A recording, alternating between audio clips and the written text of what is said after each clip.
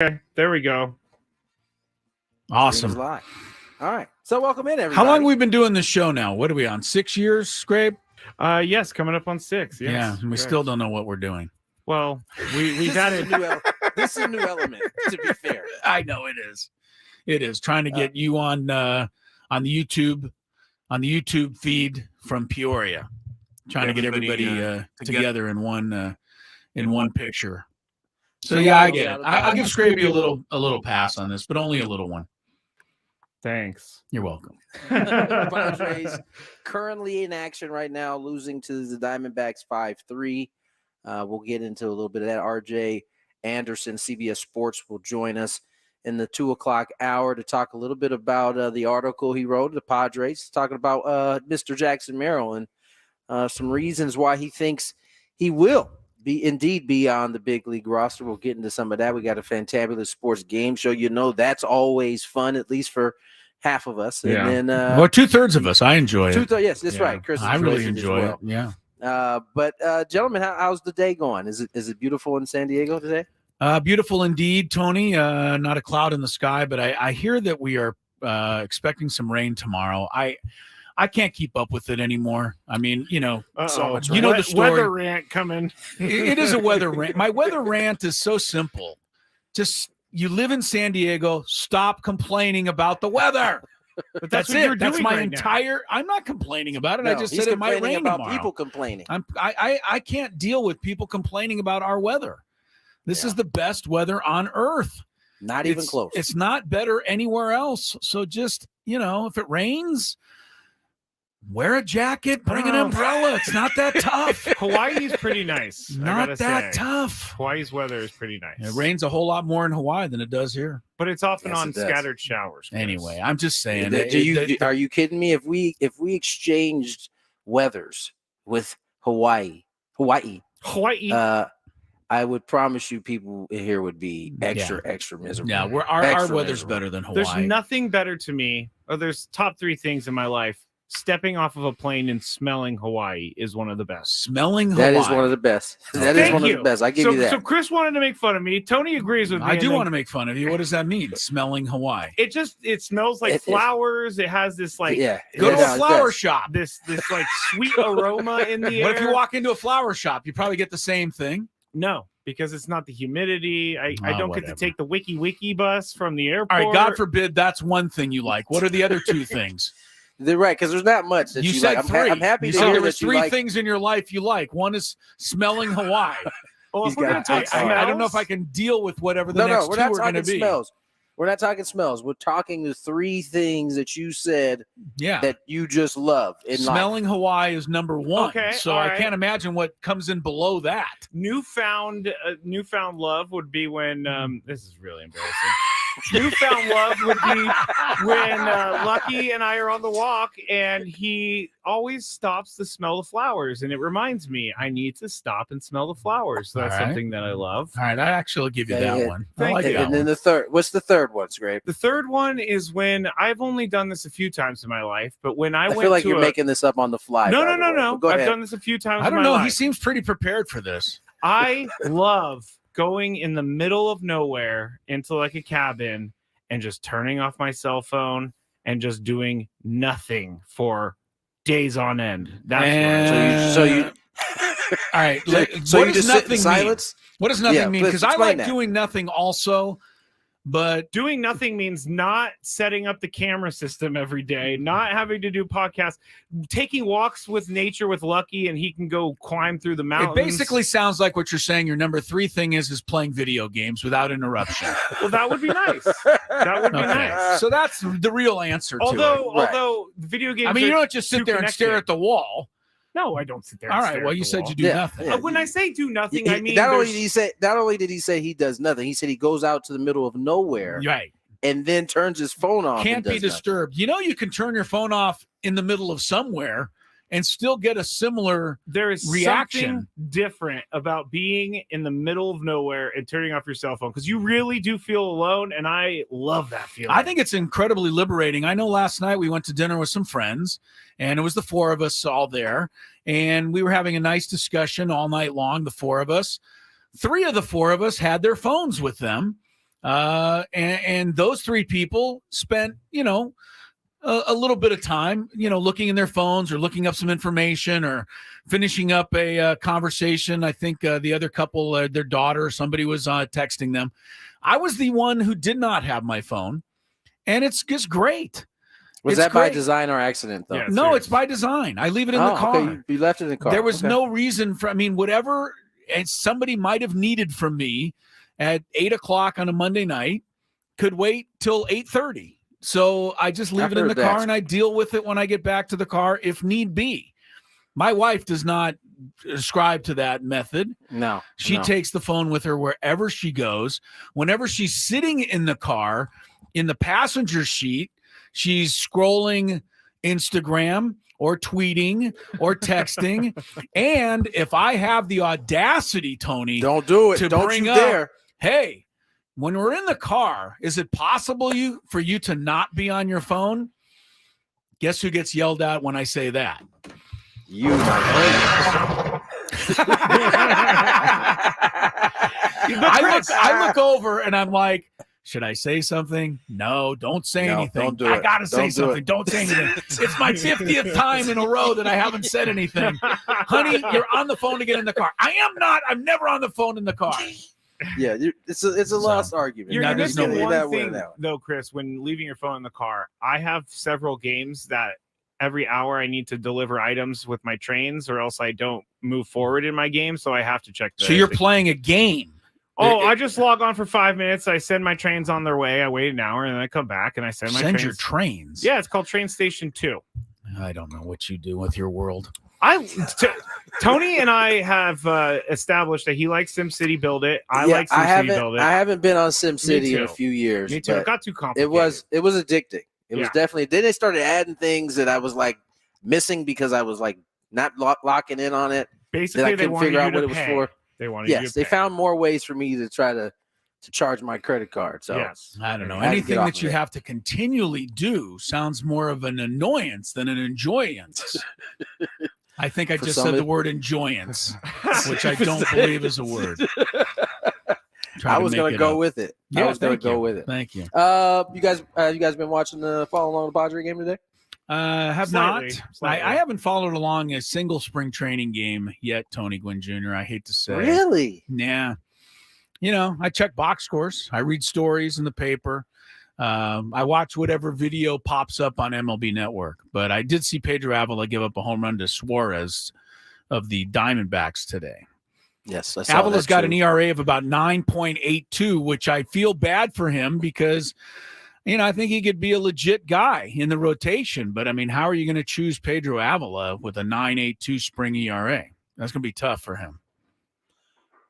Yeah, no, I think, for Pedro, listen, this is a competition time. And this is, how, a lot of times guys get, weeded out of the competition. And, he was able to bounce back. He came back out for the fourth, I believe it was, after they took him out in the third. Okay. And so he had one of those restart innings. Yeah, restart. He went 1, 2, 3. So I think his final line was 3 1/3. A little with better. The homers. Yeah, it was a little bit better, but still, ultimately, there's stiff competition. Unfortunately, Yes, there is. Yeah, you can't. You got afford Vasquez, that. you got Burrito. Yeah. You got obviously King is Waldron's lights pitched out. well. Waldron's pitched really well. 9 fantastic. Innings. 9 innings. He's given up 1 run, struck out 10. He's been really good. I'll tell you how much I followed spring training, Tony. Until about 3 minutes ago, I've never heard of Tyler Wade.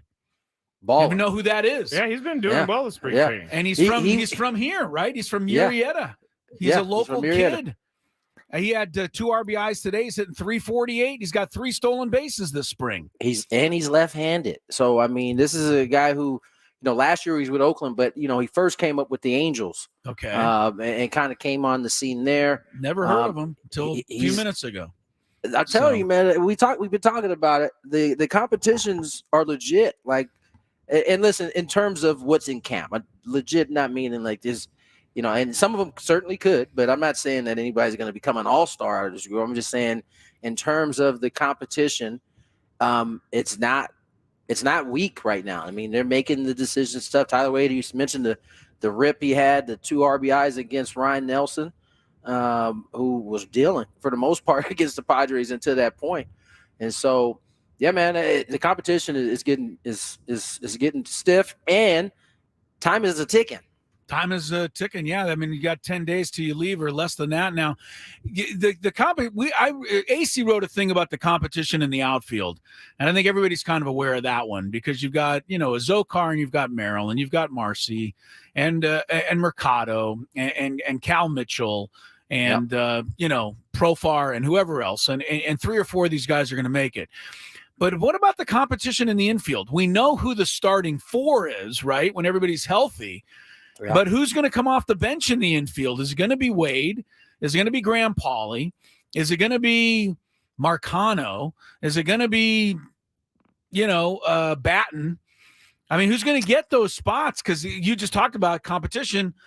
I mean, the Padre bench is an important part of any team, and this is what the bench is going to be made of, at least the way it stands right now. I think it's going to, in part, be decided by the actual competition. But I think it's going to be in part decided on where Manny's at in terms of, is he able to play the field by the time you get to that point?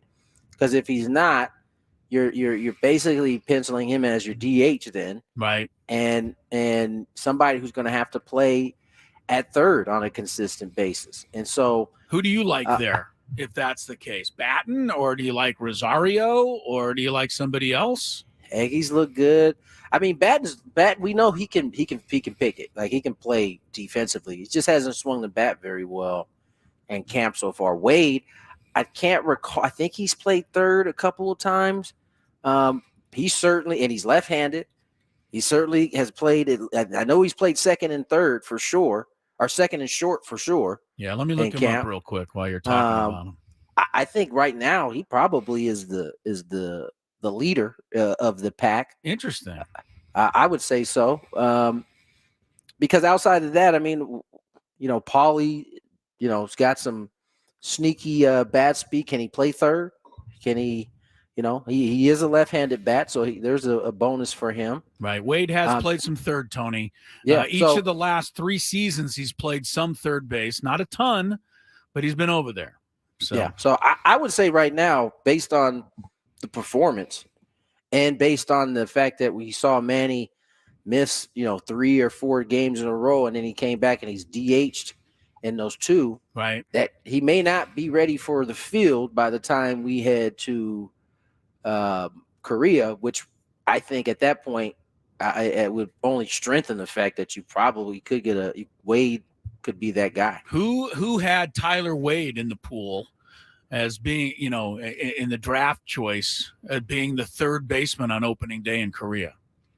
Nobody. Oh, I don't think anybody did. Nobody had that. This guy was a 4th-round draft choice of the Yankees. I'm looking at him here. He was drafted 10 years ago. So, I mean, he's basically I like guys been like that. Well, I do too. I mean, he's been he's at Murrieta Valley High School, right up the road here. But, I mean, for 10 years, basically the guy's been in the minor leagues, fighting his way. Got a little time with the Yankees in 2017 through 21. Got 100 games with the Yankees in 2021. No home runs, 5 RBIs. But then the Angels, as you said, Tony, and now last year he was with Oakland for 26 games. Yeah. I would love a story like that. Wouldn't that be awesome? A guy that's, local, that is in the minor leagues pretty much his whole life and then breaks out 1 year with the Padres. That would be fantastic. Yeah, so, I mean, we'll see. There's still plenty of camp to go here. About, a week and a half of camp before the Korea trip is upon us. So. And then, as you said before, they're going to play the 2 games in Korea, but then they're going to come back and have basically what amounts to some more camp for a week or so. Yeah, before you got to make the final roster. But it's in San Diego, which is I'll take that camp all day long. I'll take that one. All right. Real quick, I'm going to throw this question up on the board, and then we can answer it on the other side. But from Preston, Tony, can you answer why Campusano is changing his batting stance? This has been something I've been seeing throughout X and Twitter. So, all right, well, we got a lot of show ahead of us with you to 6 o'clock. We'll be able to get to that question. Maybe this next segment, possibly at some point in the show. I don't know. It just depends on where my partner wants to go. More Gwynn and Chris on the way. Did you miss anything from your favorite fan talk show? The Odyssey app's chaptering feature allows you to skip any segment you want. I can listen to those guys forever. On 97.3 The Fan. Gonna go! Baseball season is almost here, San Diego. Padres tickets for the 2024 season are on sale now. Score tickets to exciting matchups this season, including opening series against the San Francisco Giants and games against the New York Yankees, Los Angeles Dodgers, and Houston Astros. Up into the air goes Tatis! El Niño! Petco Park is the place to be. Secure your seats at Padres.com/tickets. Get a large hot coffee for only $1 when you buy any breakfast sandwich at 7-Eleven with 7 rewards, including the delicious bacon, egg, and cheese croissant. Croissant? Croissant? Croissant? Croissant? Valid through 4/30/24 plus tax. Participating stores only. See app for details. Hear that? The sound of adorable little birds in your garden.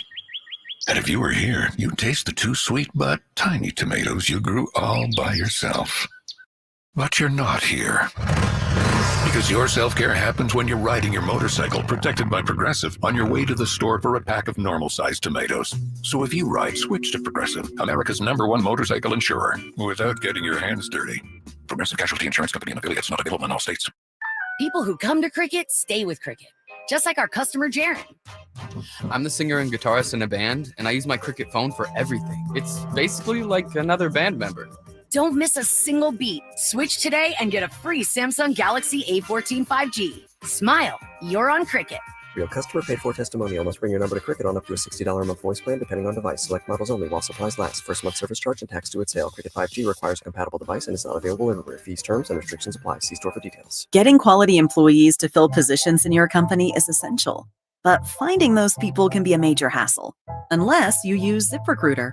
ZipRecruiter makes finding quality people a breeze. And right now you can try it for free at ZipRecruiter.com/radio.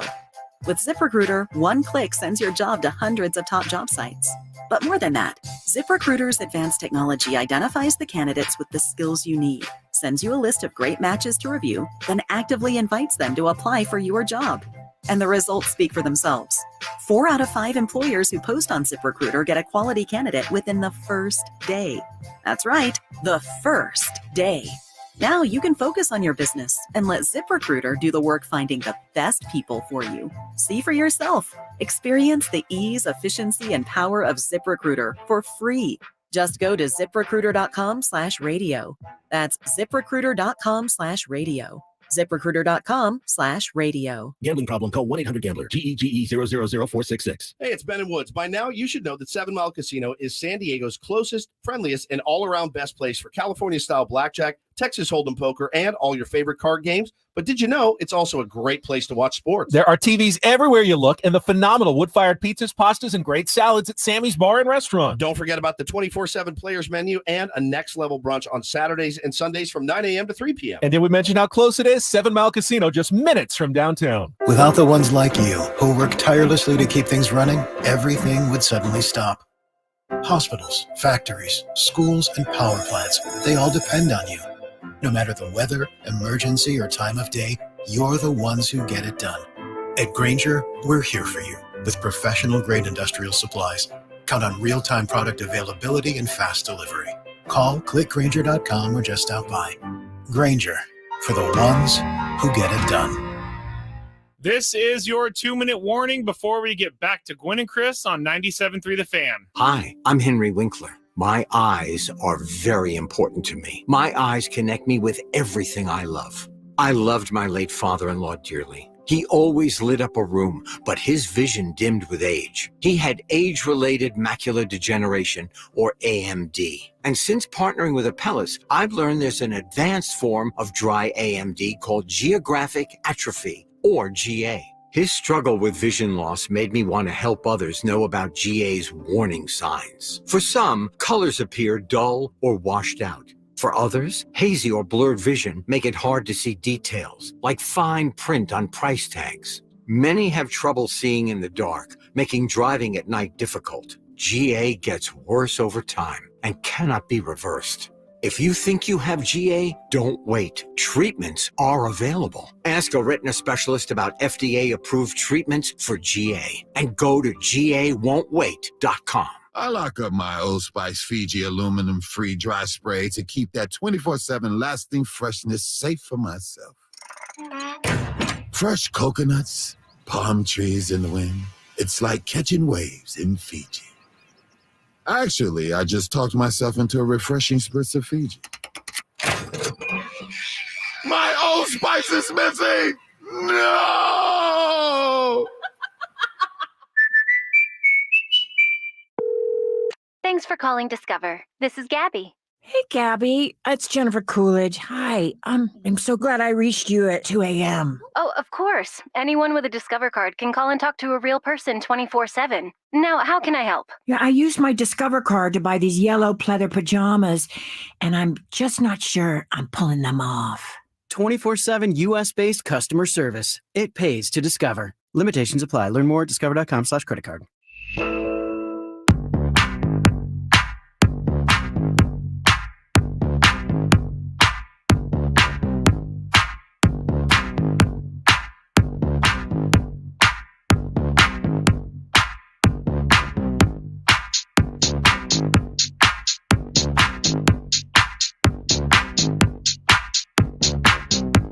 Welcome back to Gwynn and Chris. 2:22 is the time. Crisello, Matt Skraby together in our Odyssey Palace studios. Tony Gwynn Jr. hanging out in Peoria. Padres are trailing Arizona right now 5-3, last check in the 7th inning. Brad Miller is an infielder who has played 11 years in the big leagues. In those 11 years, he has hit 123 home runs with a high of 30. That was back in 2016 when he played for the Tampa Bay Rays. Miller is a .236 career hitter. He is left-handed, and he plays all of the infield positions. Why am I bringing him up? Because he's now a Padre. That's right. Yeah, the Padres have signed him to compete for one of those backup infield spots that Tony and I were just talking about. And Mike Schilt talked about that. I want to get to what Mike said in a minute, but before that, Tony, a question came in about Luis Campusano and his new batting stance, which is quite interesting, actually. His stance is, anyway. So Preston asked, Tony, can you answer me why Campusano is changing his batting stance? I don't know he changed it that much. I mean, he was hitting like this towards the end of the year when he started getting going. I think it may be a little bit different. His hands may be a little bit more forward, but I mean, he was in the area last year. There you so go. I don't know that he's so not a big change. change. Really changed that much. No, it looks a little different. It definitely does. Like at first glance. I think last year he might have been even with his face, and I think he's a little bit in front, and he's kind of got his shoulders turned towards a little bit. So, I mean, it's there's a slight change, I guess you could say, but I don't know that it's major. But you know, I think as it usually goes with hitters, you're especially when you're a young hitter, you're trying to find out, you know, how you can be the most consistent. Tinkering. And so he's still in that stage. He had a good second half, but you know, I still think he's still figuring out who he's going to be on a consistent basis offensively. Correct me if I'm wrong, Tony. And by the way, because he's a catcher, he has other responsibilities that probably take priority a little bit over that portion. So whereas, you know, not that infielders and outfielders don't, but catching in particular, you got a lot more responsibility to deal with. So I'm not worried about Campy. I think he'll be fine. And I know it's he hasn't necessarily been hasn't been on time during spring training, but that's what it's for. Don't you have to be really strong to keep your hands ahead of your body before a pitch is coming in? Not many guys do that. I remember Gary Sheffield used to do that. I'm going to go back to Bobby Bonds was a guy I think could do that. Campusano, I mean, you keep your hand. Most guys keep their hands back when they're waiting for a pitch, right? Well, I mean, I think he eventually gets his hands back. I mean, it's with when the ball's coming. That's the timing. As he's just starting in front of his face, and you know, I think I think Albert Bell probably was even with his face when he was. Yeah. So to answer your question, yeah, usually you got to be strong and you got to have pretty quick hands. And so really quick. Gary Sheffield wasn't in front, but he had that bat wrap that was, waggling violently. Yeah. He carried the bat like it was a conductor's wand. Right. It was looked very that light in his hands. Yeah, it looked super light. I mean, and that's just how quick his hands were. I remember my dad used to talk about how fast his hands were. It was just God gifted. Gary Sheffield was pretty fun to watch hit. All right. So anyway, Brad Miller is added to the infield mix, right? They signed him today. Now, one other quick note, not having to do the infield, but Yuki Matsui back on the mound today, throwing a bullpen session. That's good news, right? Because he had been out with the back spasms for a while. But with Miller, and we talked about Wade, gave Wade some love on the show.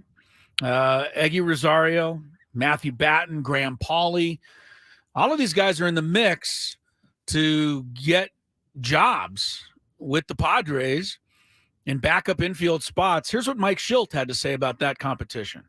Fierce. Yeah. I mean, you only with Fire McCoy in there as well. He's had a good spring. All those guys have done really well and proven that they, from the past experience with them and or what they've been able to prove in spring training, they've done a nice job of creating value. They've been able to move around as well, which clearly is important, have that versatility. They've done the little things on the bases that, we talk about how we're evaluating it. We want high baseball IQs that can compete regardless of circumstance, whether it's on the bases defensively, take a good professional at bat, and all those guys have shown that they have the ability to do it. So it's a fierce competition and tough decisions. That's the cart was in reverse. I don't know if you guys heard that. No, can I stop that for a second? I literally on the Skraby show last night said it's against the law if you play spring training audio and there's not a golf cart in reverse. Going backwards. Always. Every time. Speaking of well, these are golf carts, but you've seen the video of Ben Higgins many years ago, right? Oh yeah. Tony, did you ever see that video? I don't know. I maybe have seen it and just we were at the University of Arizona, 2010 or 11, whatever year it was that the Aztecs were winning in the first two rounds with Kawhi Leonard at the NCAA tournament. I think it was 2011. He and I were down there for the radio station. Ben had to do a stand-up for the local news on Channel 10, and he was standing outside the arena there at the University of Arizona. And he was just talking into the camera, obviously, doing his report, and a truck began to back up behind him. Oh, yeah. And it got to within less than a foot from him. Yeah. Before somebody, I forgot, it was somebody came in and saw it happening. I think the camera guy, Jeff LaValle, for Channel 10, reached out and hit the truck, and the guy hit the brakes just before he ran Ben over. Do you want to actually see this? Yeah, it's still there. You can put it up for people that never got to see it. I mean, it was very scary. I mean, I remember he came into I didn't see it live, but I was with him at the time, and he came into the arena and he said, "I almost died 2 minutes ago." And I'm like, "What happened?" And he, explained it to me. But when I saw the video, I'm like, "Yeah, you almost did die." Here so put that up. Yeah, the Aztecs lived to fight another day in the NCAA tournament. They've never been able to say that before. After a 68-50 win over the University of Northern Colorado. Oh.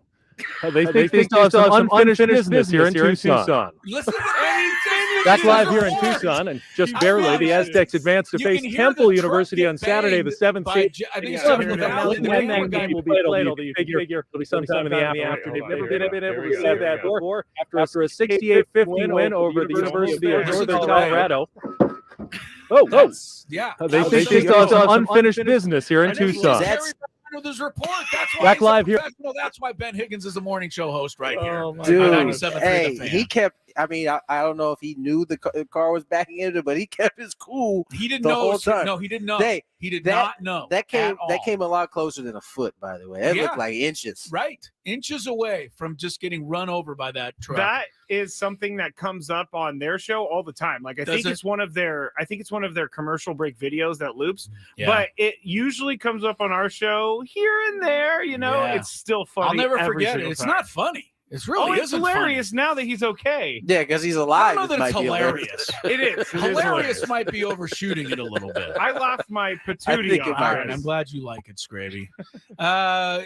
Can you tweet it out or put it up on somewhere so I people? put it up on the stream. All right, so yeah, if you want or to see just it, type in Ben Higgins almost gets hit. That's what led me to it. all right, Ben Higgins almost gets Pretty hit. straightforward. You can find the video if you want to see it.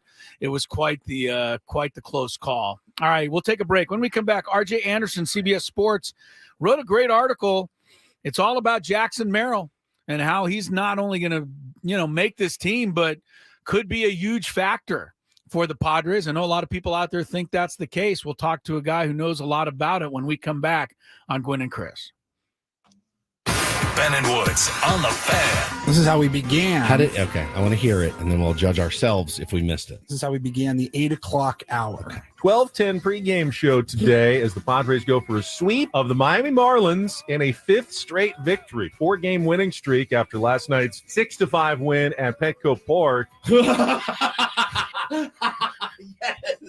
Petco Park. Listen to Ben and Woods weekdays from 6 to 10 a.m. on 97.3 The Fan. Are you tired of yo-yo dieting? Are you thinking about trying the latest fad prescription drug with their list of possible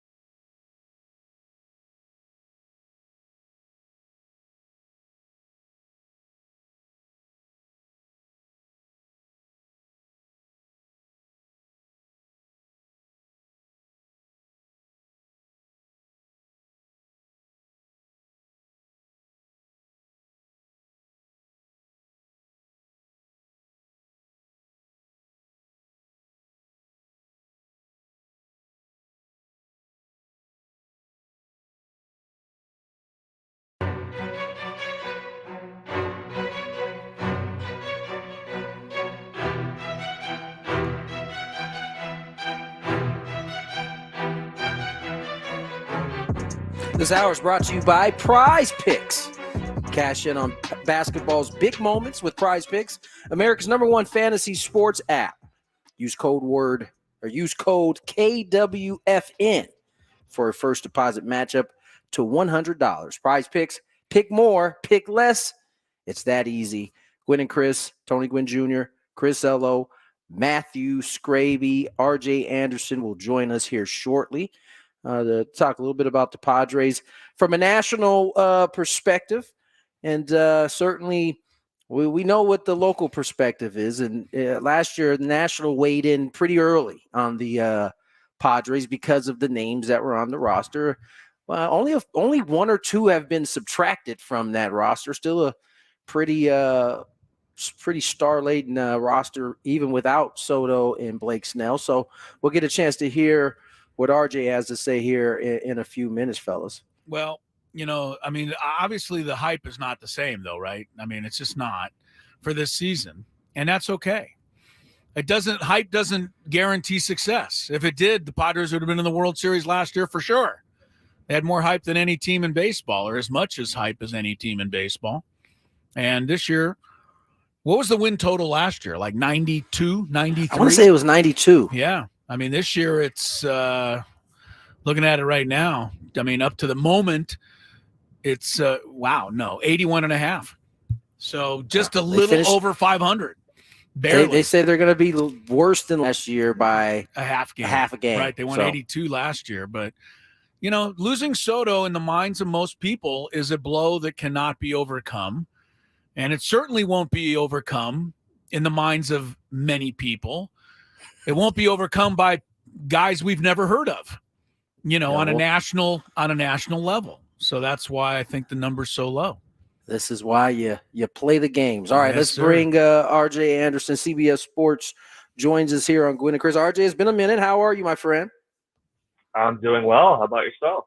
We're doing well. We certainly caught the article that you had with Jackson Merrill and the 3 reasons why you thought he could possibly end up on this roster. He certainly has played well to this point. I mean, a lot of times you come into spring training, this is about competition. They want to see how you handle everything. I tell you what, for a young man that hasn't had any big league experience, he's done a pretty good job of kind of just taking it all in, and he's playing some pretty good baseball right now.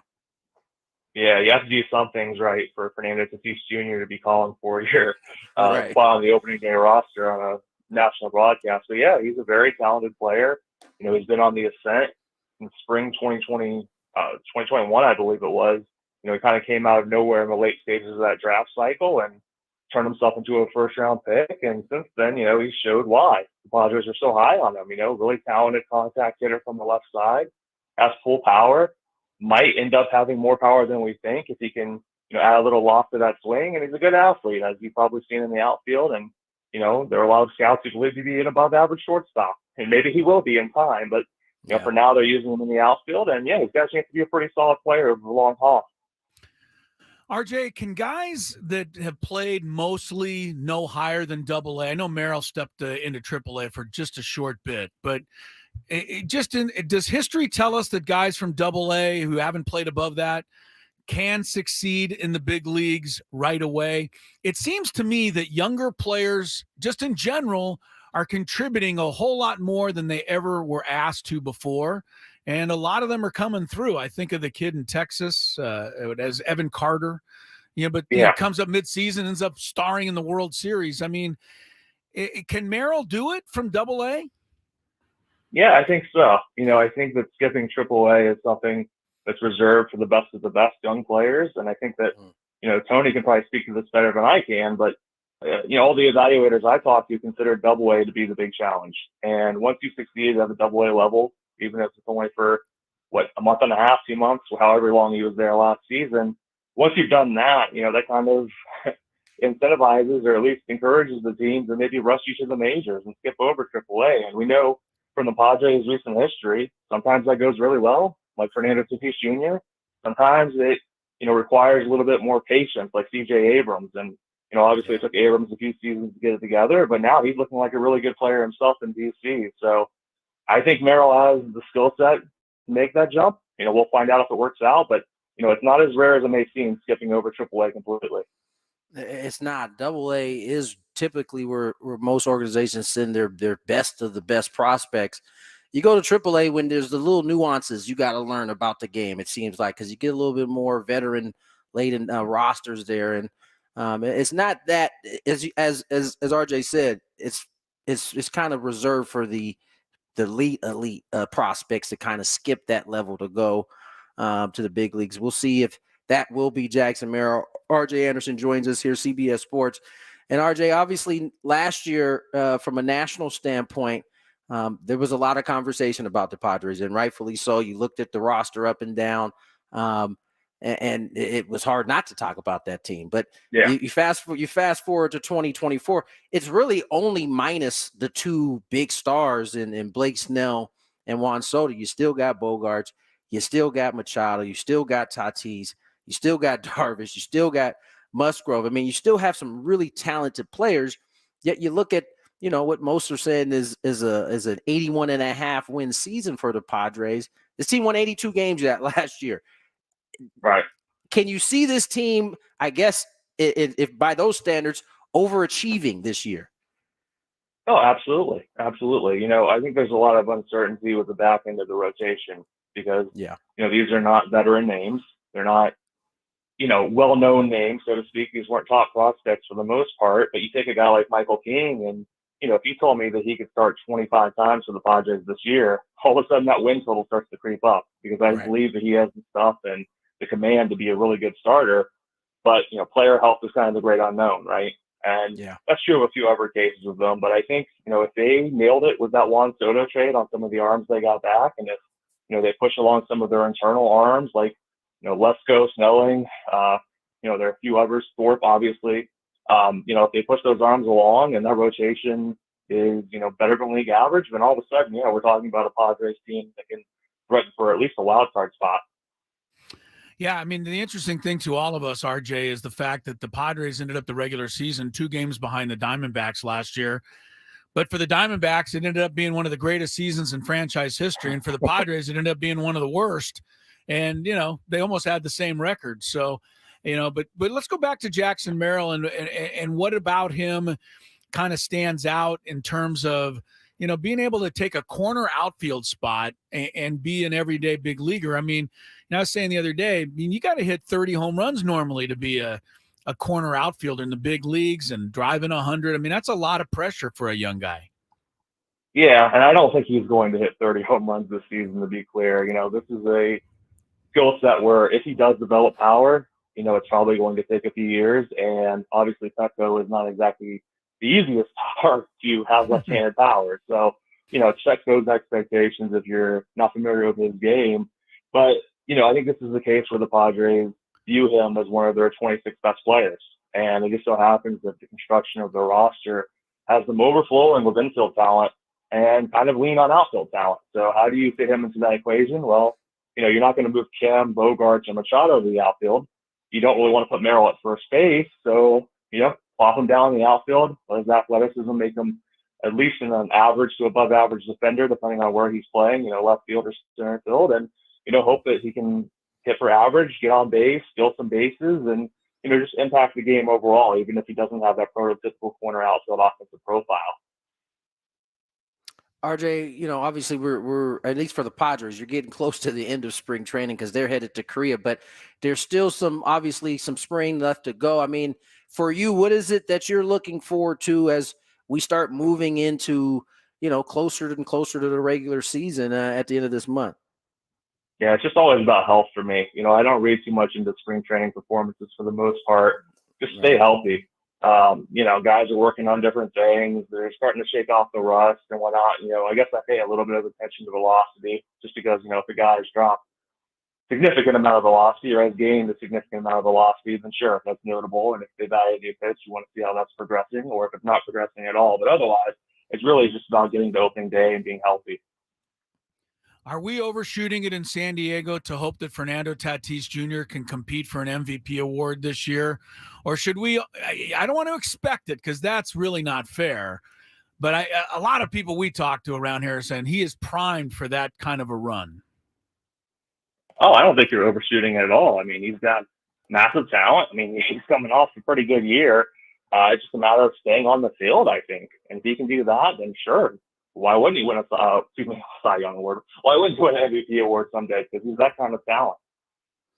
You mentioned some of the arms the Padres got back. You know, Michael King was one of them. Randy Vasquez, Johnny Brito. You got Thorpe in that deal, and we've got a chance to see all four of those guys throw the baseball, and they've thrown it well. I mean, obviously Michael King is probably the king piece in that deal. How do you think he transitions? I know he started towards the back end of that season. And you mentioned if the Padres can get 25 starts, I mean, what kind of stuff can you see this guy actually working into as if he's able to get 25 starts in the season? Yeah, I mean, he was really strong to end last year with the Yankees, and you know, he's got a really good fastball, a really good arsenal. He throws strikes. You know, he can locate within the zone, and you know, it's basically your prototypical middle of the rotation starter. It's just a matter of can he stay healthy. And unfortunately, he's had some arm issues in the past. That's why he was in the bullpen in the first place. He's a little older and further along in his service time than most people realize because, you know, he's had those injury issues that kind of kept him on the sidelines at times or limited his exposure.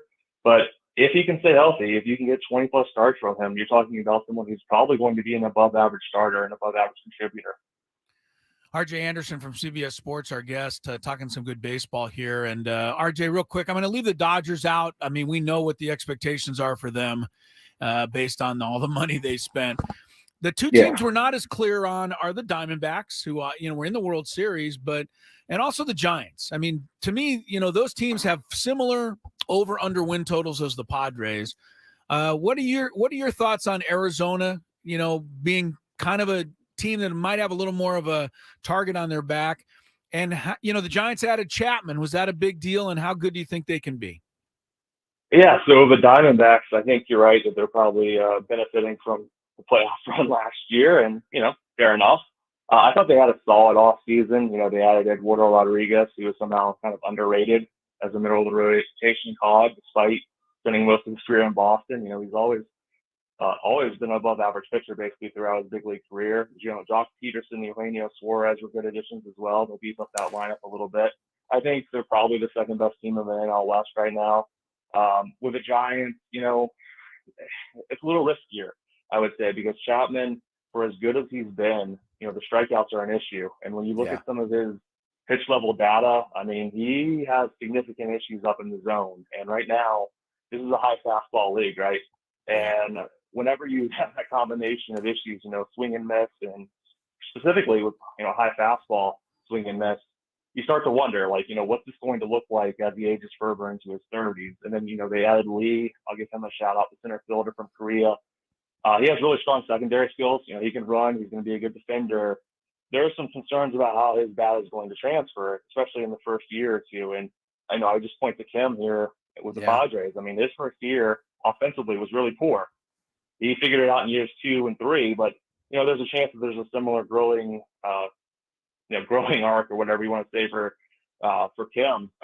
Lee. So we'll see. I kind of think San Francisco just has wider error bars than anyone else in this division. And, you know, if he told me they finished third, fair enough. If he told me that the Padres leapfrogged them, I'd buy that too. Yeah, it'll be interesting. I have the same questions for Lee as well. I mean, because in the Padres case, they had some guys that could kind of fill the gap there for Ha-Sung as he tried to work his way through. I don't know that the Giants are in that same boat. RJ, appreciate you coming on, man. We always enjoy having you on. Let's do it again here during the season. Anytime. Thanks for having me, guys. Good stuff, RJ. No problem. RJ Anderson, CBS Sports. They're talking some Padres, talking some National League West. Yeah, I'm a little bit disappointed he didn't put the Rockies in the running as a contender. Yeah. He wants his credibility. Are they still in the division? Not even Chris Bryant believes in his own team. Yeah. So come on. Clearly, did you guys read that article? You guys didn't talk about that on what Friday? did he Oh say? my goodness. No, I didn't see He kind of rolled his team under the bus. Really, the team that gave him like $100 million to be crappy? He basically said he basically said that he didn't do enough due diligence. This is one of the things he said, that he didn't do enough due diligence on what their minor league system looked like. That Here was it one of the is. things. Here's his quotes. Looking back on it, honestly, I wish things went a little differently. I didn't know that. Wait, hold on. Sorry. That was bad. I'm trying to This is so Skraby right here. This is very Skraby. Okay, come back to me because I don't have the right quotes. I don't have the right quotes. Well, this one article had the quote in the title, but It's doesn't in have the any other quotes. Athletic. It's in the Athletic, buddy. I know. I trusted Google too easily. Did Chris Bryant take any of the responsibility on himself for the fact that he hasn't played much at all since he was signed by the Rockies? And maybe I didn't read the one of whole reasons article. why they're not very good. Also, to be fair, I didn't read the whole article. He very well could have taken some of the blame, but the articles, the pieces of the article that got posted, of course, were all of the salacious stuff that was in there, what we would consider to be problematic. I guess. Here's what he said. He said, feeling the rush to get on a team and sign a contract. He said, it's like, oh shoot, I need to get there. There were other teams interested, but I didn't want to wait around. It was a completely different situation for a lot of free agents at the time. I guess I didn't do as much research into the prospects as I could. And, he just keeps going on. He signed. When did he sign? 2 years ago? Yeah. And he's been on the injured list the whole time. Was it right after the collective bargaining agreement or the year before? Do we remember? I can find it here in just a second. Oh, sure. You find everything I so know. quickly. That's a good point, Chris. That is a shouldn't be a really problem for you at all. That is a really, really good point. Either way, he definitely I think he kind of boom boom. He kind of ran over. As you like to say, Tony, he got his bag. But that's all he got. Would you have respected it more if you'd just been like, you know what? Honestly, they offered me a bunch of money, and I knew I wouldn't have to deal with the media for a little bit. So I went here. Would you have respected it more? Yeah, I would. 2022, he started playing for the Rockies, so he signed in that offseason. I don't know that it's cool to throw. I mean, they do have some decent, fun young players to watch. I mean, I They think that definitely would have do. been a little nicer of him to say, than I didn't do my due diligence. We have no prospects. We have nothing. I mean, it's not going to endear you to your teammates. Well, I would think it wouldn't. No, he wasn't misquoted, but he understands that his comments missed the mark. All right. Okay, so he owned it. Good for Chris. I mean, what else is he going to do? He's stuck there forever. As you might say, Tony, I mean, all he did was he went to USD, so we can't expect a whole lot more from him. Oh, wow. I didn't say that to anyone who loves USD. Tony's giving the Bosa shrug, like, huh? Yeah, I don't know. Tony's the USD lover in the group. He sure is. He sure is. Let's get to break. 4 o'clock hour on the way. You know what that means? No, it's time to gamble, boys Oh, yes, and girls. it is. Yes. 4 Little daily o'clock hour gamble for you. Yes, yes. Oh, what did I? I'm sorry. 3 okay. o'clock hour for you guys. 4 all o'clock good. hour for me. All right. More going to Chris on the way.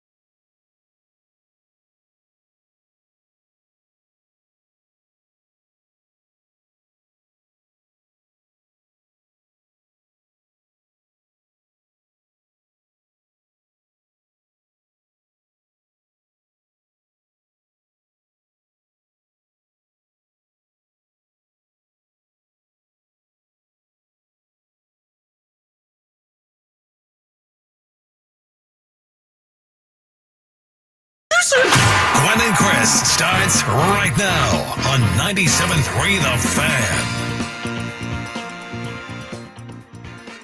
Welcome back to Gwynn and Chris, heading into hour number 2 of our Tuesday get-together. Crisello, Matt Skraby together in our Odyssey Palace studios. Tony Gwynn Jr. in Peoria. Padres fell today to the Arizona Diamondbacks 5-3, the final score. Pedro Avila coughed up a 3-run home run there to Eugenio Suarez. Tyler Wade came back with a 2-run single for the Padres. Brett Sullivan drove in a run with an RBI double. But 5-3 the final there as the Padres fall to the Diamondbacks. I don't know what the best news of the day was, Tony Gwynn Jr., but one thing that I was a little happier to see was Robert Suarez have a fairly clean inning, gave up a hit, but struck out 2, did not walk anybody. He has been struggling with his command in spring. Yeah. And it's not over concern, but I like to see, the guy that, looks like is going to pitch the 9th inning to feel like he's zoning in on the strike zone, as it were. Yeah, I mean, I think, it's ironic that they were talking about him in the scrum this morning. And I think Mike Schilt used the word unflappable, like his mannerisms, his heartbeat slow, like none of that ever changed. And as Schilt said, it doesn't necessarily mean it's a good thing, but that's just he's not going to make the moment too big. And so as he's struggling, and the thing is, he knows he's been in this spot before where he hasn't been throwing the ball well, had to kind of work into it. And, that's kind of been part of his issue now in the past couple seasons. That's also been contributed to him not feeling healthy. And then when he comes back, he's been healthy and he's throwing the ball all right. But I guess the good news is that, yes, he threw a clean inning, a relatively clean inning outside the hit. And Matsui is back on the mound throwing a bullpen again. Right. And so that's a good thing because you're going to need him to, especially Matsui. Again, we said we were a week and a half off. He's going to have to pitch in a game, I would assume. And he'll have those exhibition games in Korea as well. But, you're going to have to – you want to make sure you're going in with a healthy bullpen to start the season. Guess right? who's going to be facing Freddie Freeman with 2 on in the 8th inning in Korea in a game that matters? Matsui's coming in. So you want him to be ready. A couple of quick notes before we get to our daily gambit. Boston Red Sox got some really lousy news today. Damage right elbow, Lucas Giolito. Expected to miss the entire season, according to league sources. Giolito is going to be the Red Sox opening day starter, has a partially torn UCL and flexor strain that could require surgery. So that's bad news for the Red Sox, who are already kind of fighting an uphill battle in the AL East. A couple of other injury notes. Justin Verlander. This isn't really shocking. I was just going to say, not a shocker. Not a shocker. All right, Skrabe. Well, you and I are thinking alike. He will open the season on the disabled list. Can we still call it that, or Nope. are people going to write in nasty? They're going to write in chat? nasty chats. Yeah. Yes. The injured list, right shoulder inflammation for Justin Verlander. And one more, Sonny Gray, likely to miss opening day. The Cardinals ace, who was brought over from the from the Minnesota Twins to the Cardinals, had been slated to start against the Dodgers on March 28th, but 3-time All-Star left to start Monday against Washington after 20 pitches, some tightness in his hamstring. So, a little tightness in the hammy. The hammy. Speaking of not being able to say disabled list, did you know that? Where are we going with this? I don't know. I know. Be careful. Be careful. Did you know that you no longer, as a real estate person, can call something a walk-in closet? Really? Yes. Oh, wow. Because that upsets people that use wheelchairs. Okay. I'm just I don't know where this all ends. I respect everybody. I truly do. I mean, but honestly, that's bothering people now. So wait, they're not allowed to, or just in the political sense of saying things. So what do they call it? I don't know. A big closet. I don't know what you call it, and maybe big people don't like that. I don't know. Cruising I'm trying to think of something that could be walking and wheeling in there, but Yeah. I can't think of anything. I don't either. I can't think of anything. It's but like with alcoholics, though. Like I don't get. It's just gonna have to upset. call it. I just have to call it a big closet. Big old closet. That's it. A big old closet. It's a three bedroom with a big old closet. And I'm sorry if you're a big old human being. We're not trying to slight you. That's far out, Chris. It's way out there, right? It right. doesn't even cross my mind. Of course it doesn't. And No, I it doesn't. do want to be sensitive to people who are in I do wheelchairs too. because I do too. Not but trying to look past that. as I'm an just saying, alcoholic, there are so many things in this life that are matched up with alcohol That are offensive to alcoholics. Yeah, and I don't go. Yeah. I don't go like campaigning to get these terms. Booze hound. Never say it again, okay? Because it hurts my feelings. Campaigning, he said. Yeah. Look, I'm. I shouldn't say this one. Uh-oh. I never thought the Cleveland Indians or the Redskins, maybe the Redskins, that seemed offensive. The Indians to me seemed more like a tribute to Indians. And I'm sorry that Native Americans they didn't like the word. They went out. But I never thought of it in that way. No, because myself. Most people don't think of it in that way. Yeah. It's the loud majority or loud minority. Right. Good call, Skrabe. Thanks. All right, let's go to today's Daily Gambit, see who won and who lost. Wait a second. Let's go quickly before I get myself into any trouble. Hold on here. I might already be in trouble. Skraby's not good for the quick ones. No, we're gonna be stuck here for a not little today. bit. No, I'm sorry. The Daily Gambit Goodness. stuff is not in the computer Oh, right my now. goodness. This is all new. I've lost my mind. By the way, while we're waiting, Oliva said, would love to see Chris on a podcast. Cut the tape. Be free to say whatever you want. Just go. Cut for the it. tape. Be free, baby. I don't know. You can't say whatever you want on a podcast. No, Somebody's because recording you'll get somewhere. fired. It's not like Vegas where it just stays in Right. Vegas. It stays on the podcast. It stays on the podcast. That's on the internet forever. Come on now. All right, here we go. Do you like money? I think about money a lot. Do you like money without doing anything? Winning.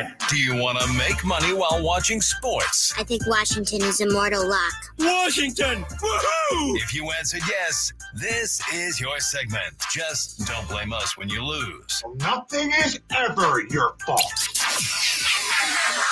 It's your game. Take it. Gwynn and Chris go through the top bets of the day in The Daily Gambit on 97.3 The Fan. We got the chat started on things we should not say anymore, but we should be allowed to, basically. No. I get it. East County Chris is a good one. Instead of bullpen, you need to call it arm barn so PETA doesn't get mad at you because it's a bull pen. Yes, I know. And you can't contain bulls, Chris. Wait, he said arm bar? Arm barn. Someone needs to use The that. arm barn. That is really good. I think I may. I might try to. Me and See if you Jesse can might get try that, to work that into a broadcast. squeeze Tony. that in there. Yeah. Arm barn. Arm I like it. barn. Don't want to upset PETA. I'll tell you one thing. You really, truly don't want to upset PETA. No, you don't. Once they You get don't. on your case, you are. You don't in- want that smoke. One of No. my first radio assignments was to go and interview people for PETA that were standing on the street corner protesting, and I asked them if they felt like they were being too over the top, and I ran after that because they said Wait, no. that's what you asked them? Yeah, I just asked them like, do you think that by throwing and this was me trying to be a radio, trying to break my way in and trying to be sensational, but I basically just asked them like, do you think that throwing blood on people is going to help anything?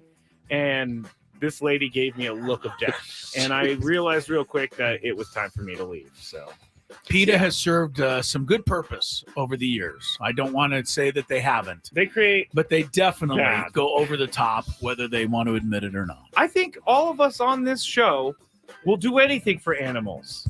I would. So I love my just dog be normal. Tony more says than I- no, but more I than I love understand. you. I don't know if I do anything for that. I know a few. Yeah, I know. Anything. I do most. I would give my life for Lucky. So he would be sitting in this chair running the board going forward. You'd push him out of the way of a oncoming train.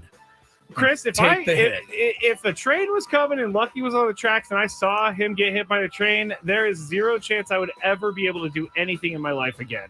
No, that so would it'd be just better for you to push him off and get hit yourself. Yes. So he doesn't have to see it. Very good. Yeah. Tony said no. Not Tony. I'm going to Tony would look at the dog and say, Yanko make it. Sorry. You ain't gonna make it. You're telling me if Kylie was on the tracks, you would just look at her? I think I would but I think I would suffer the same fate as you. I don't think Tony both would. of you guys are lying. Are thinking too much of yourself now. You're lying, probably. I don't think you're lying. I think you would like to believe that you would do that. Yeah. But push come to shove. Now that I think about it, the older Lucky gets, the less likely he's about to turn 2, so he has a full life ahead of him. He's only got a few years left. Yeah. If he was like 12, then maybe it would be. Isn't this nature's way. terrible? I thought of that the other day when they had the Braylon Edwards story that he saved the life of an 80-year-old man. Oh gosh, Chris. I'm like, that was really nice. But that is. What? But what? These are the kinds of things I would say on the podcast if I wasn't limited. All right. We are terrible. We are all terrible. Yeah, it makes us get through our days. First one we bet on Duke. They played North Carolina State. They were 6.5-point favorites. Chris and I bet North Carolina State because we're mad at Duke.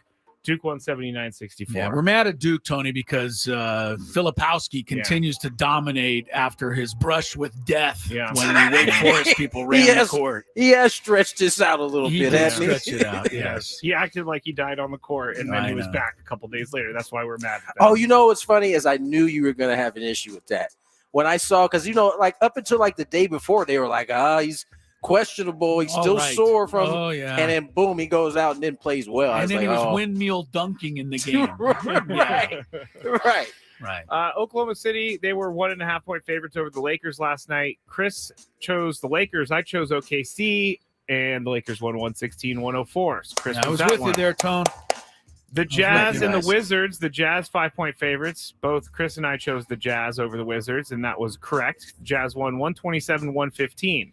Then the Bucks, they were 4-point favorites last night. We did not know that Giannis was not going to play in this game, but that's all right. Dame Dollar had you. He did 41 points. Chris and I chose the Bucks. They win 113-106. And the final bet we made yesterday was the Avalanche and the Avalanche and the Blackhawks. Minus 1.5 on the puck line for the Avalanche, and the Avalanche won 5 rock. Yes, we won that one. I had a good day. I was 4-1. Skraby was 3-2. So let's move into today's action, and we start with the Aztecs tonight. They have a big game in Las Vegas at UNLV. UNLV's won 9 of its last 10. UNLV has the same record as the Aztecs do in the Mountain West standings, both 11-5. Aztecs, of course, are in the NCAA tournament as a 4 seed right now. UNLV would not be in the tournament, according to most people right now. So this is a big game for UNLV, but I think it's a big game for the Aztecs too, because they have to protect that number 4 seed, Tony. And the Aztecs are giving 2.5 points on the road where they've struggled to win. So what do you think here? Aztecs. Going to go with it. You got to go with the Aztecs. We can't. Plus, the Aztecs have really owned UNLV over the recent times. Skraby? You going to be a contrarian? Nope. I feel like they are. This is the Aztecs' time right here. They got to get this one tonight. Yeah. They got to get the one road win. Tonight's the night. Women's game tonight at Viejas Arena. Senior night for the Aztecs ladies. They're home to Wyoming. Wyoming is a 1.5-point favorite in this game. Probably. What's the Aztecs record right now? The Aztecs are 18-12.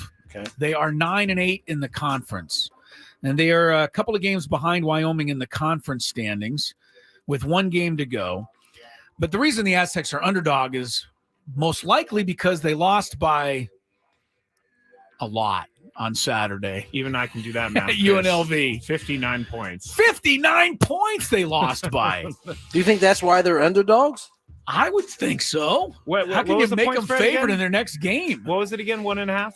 Wyoming's favored by 1.5. Okay. Wyoming won the first meeting in Laramie, but tonight they're at sea level. I'll go. All right, you go. I'm going to choose the Aztecs. They have to bounce back. They have to bounce back after what happened to them on Saturday. Yes. Well, I'm going to take them too.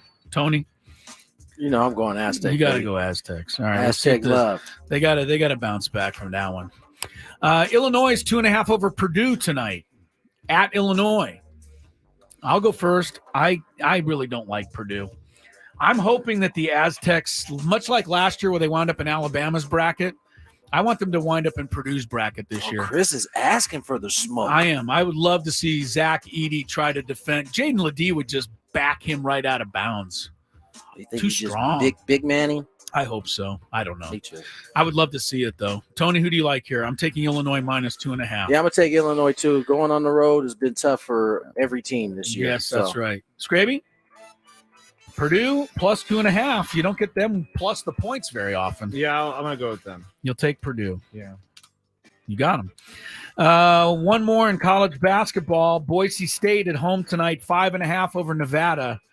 Boise State is a game ahead of the Aztecs, along with Utah State. The Aztecs are currently third in the Mountain West Conference standings. Boise State is one of the teams that you could use a little help from Nevada tonight, is what I'm trying to say here. Come on, Nevada. Get your stuff together. Skraby, who do you like here? Nevada gets points, but Boise State has the better record. I'm going to go Nevada. Going to take Nevada. Yep. Nevada's with the Aztecs at 11-5. Boise State's 12-4. I'll take Nevada. We're all agreeing on every game. Tony, Nevada? Yep. Okay. Boston Celtics 8.5 at Cleveland tonight. Celtics are dominating, running away with the East. Cleveland is right there in third, but I don't believe Donovan Mitchell's playing tonight. He's not. Thus, the big spread. I think Skraby. 3 games he's going to miss. Okay, Skraby. What was the spread? 8.5 for Boston. Boston. I'm going to go. Boston. I'm going to go with Boston. Boston. Tony, Boston. No. Oh, give me the Cleveland Cavaliers. The Cavs taking the 8.5. So I'll also fancy take the when he 8.5. That's a says lot, even though Mitchell's not playing. And one NHL game, we're going to follow this losing streak until it ends. Arizona 1.5 goals over Chicago. Are they still losing? With their loss last night, they are now on a 0-21-1 streak away from home. That's great. They have not won a road game since November. Exciting. Yeah, it's not. Can you imagine having to travel with that team? No. Oh boy. 0-21. Oh boy. That's overall the Blackhawks have lost 15 of their last 16. They are awful. But Arizona's not great. I'm still going to take Arizona. The Blackhawks can't win on the road. Tony? I don't like picking anything that is in Phoenix, but well, you don't like Blackhawks. The Blackhawks are pretty bad. So they're really bad. Give me the Coyotes. The Yotes. I'm going to go with the Blackhawks. Oh, last Skraby night I showing wanted a to little and I love. didn't, and now I'm going to. All right, Well, you wanted to and you didn't, and it saved you. So did, you're gonna go back the other way now, huh? Yep. Go the other way, and he's going to believe in Connor Bedard tonight. It's all part of my spreadsheet, guys. Okay, I got a betting spreadsheet. It told me to go Blackhawks I'm sure tonight. it did. So. I'm sure it did. I'm sure it All did. right. That's our daily gambit for today. We have more to come. I think a little more on this Aztec UNLV game tonight, because as I said, it's a big one, and we'll take a little preview look at it and check in on some other things going on. But first, let's check in on traffic here on Gwynn and Chris. From the 97.3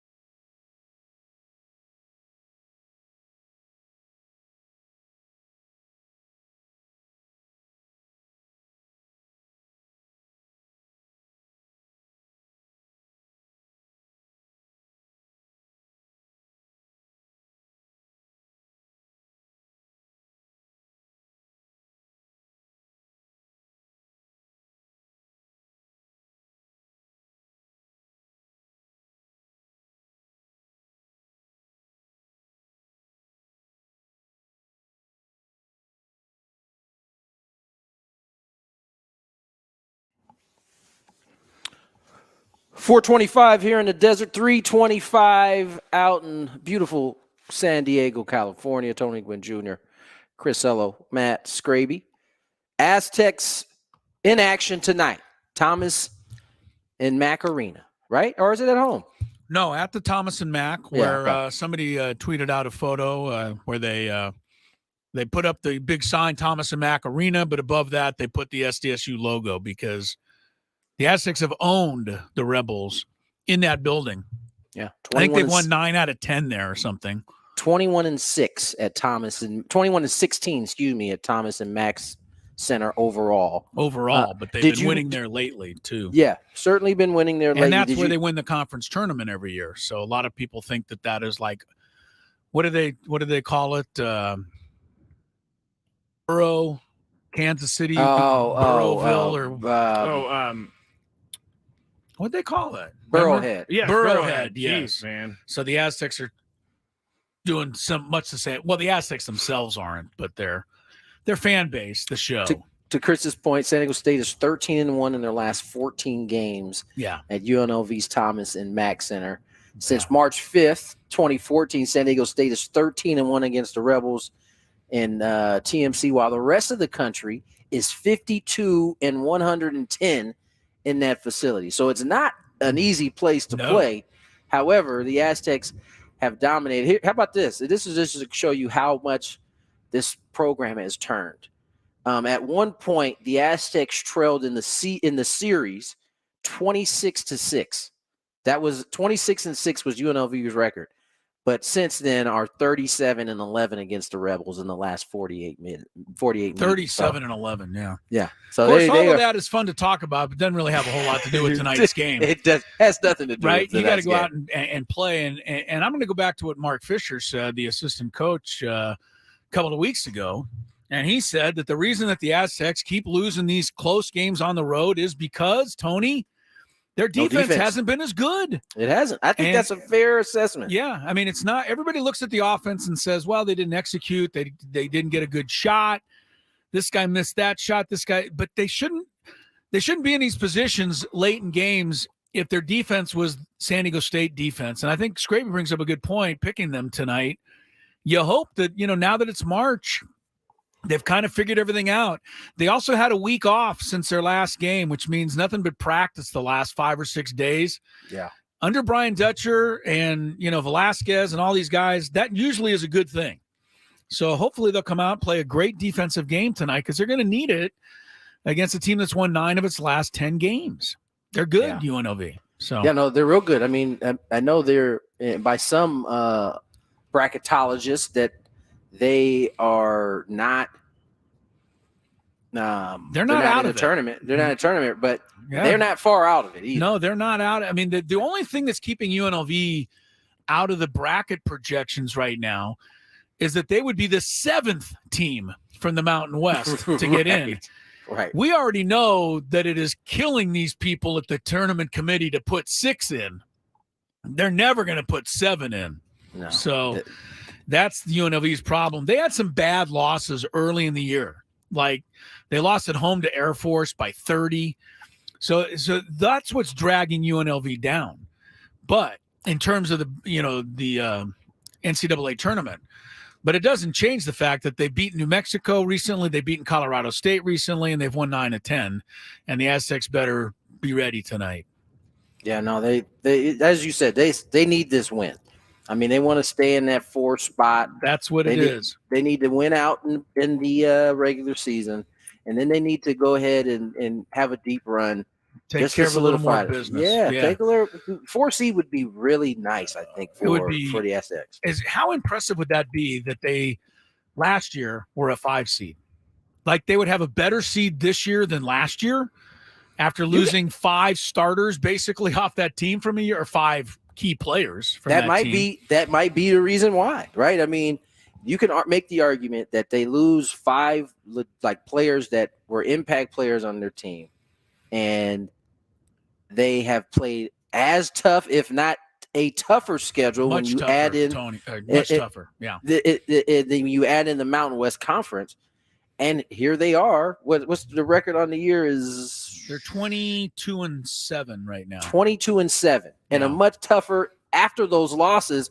I think it justifies being a 4 seed at this if they take care of business moving forward. Yeah, 22-7. Last year, they finished 32-7 after the NCAA tournament. So they won all those games, of course. But they lost 7 last year, including the game to UConn in the national championship. Read you a couple tidbits. The Aztecs are among the elite programs in the country, and that includes winning on their opponent's floor. Since the beginning of 2009 campaign, the San Diego State has the 7th best road record in the nation, 106-66. Since the start of 2019, San Diego State has lost 16 times in 51 road games. That's a 35-16 record, which is the 5th fewest road losses in the nation, trailing only Gonzaga, St. Mary's, Baylor, and Houston. San Diego State's 7 losses this season have all come on the road against quad 1 opponents. Right. And 6 of the 7 defeats have come by 9 points or less. San Diego State has lost by 1, 4, 5, 6, 8, 9, and they got the one beat down by 18. But they are, and the reason why that is goes back to what Chris was talking about. Their defense in all of those years, because they haven't had, the last 2 years has been and if you just take out the 2020 season, because that offense was probably one of the better offenses the Aztecs have had. That went 30-2. Right. And didn't miss These out last on 2 them. years offensively have been probably some of the better offenses. Right. But we have seen, at least this year, there's certainly been a notice drop-off wise, defensively, especially on the road. Yep. Can't have So that hopefully- tonight, Tone. No, Can't they got have to it clear that tonight. up. They got to clear that up. All right, let's get to break. When we come back, I've been waiting all day for this. Oh, have Chris's you really? Fantabulous game show is back. Well, he Me knows and- he knows all the answers. Of course, he's waiting Right, for it. right. Hmm. Got them all written down. All right, well, Right it's here, baby. Way easier for you to do your thing on the road. So. Oh, jeez, here we go.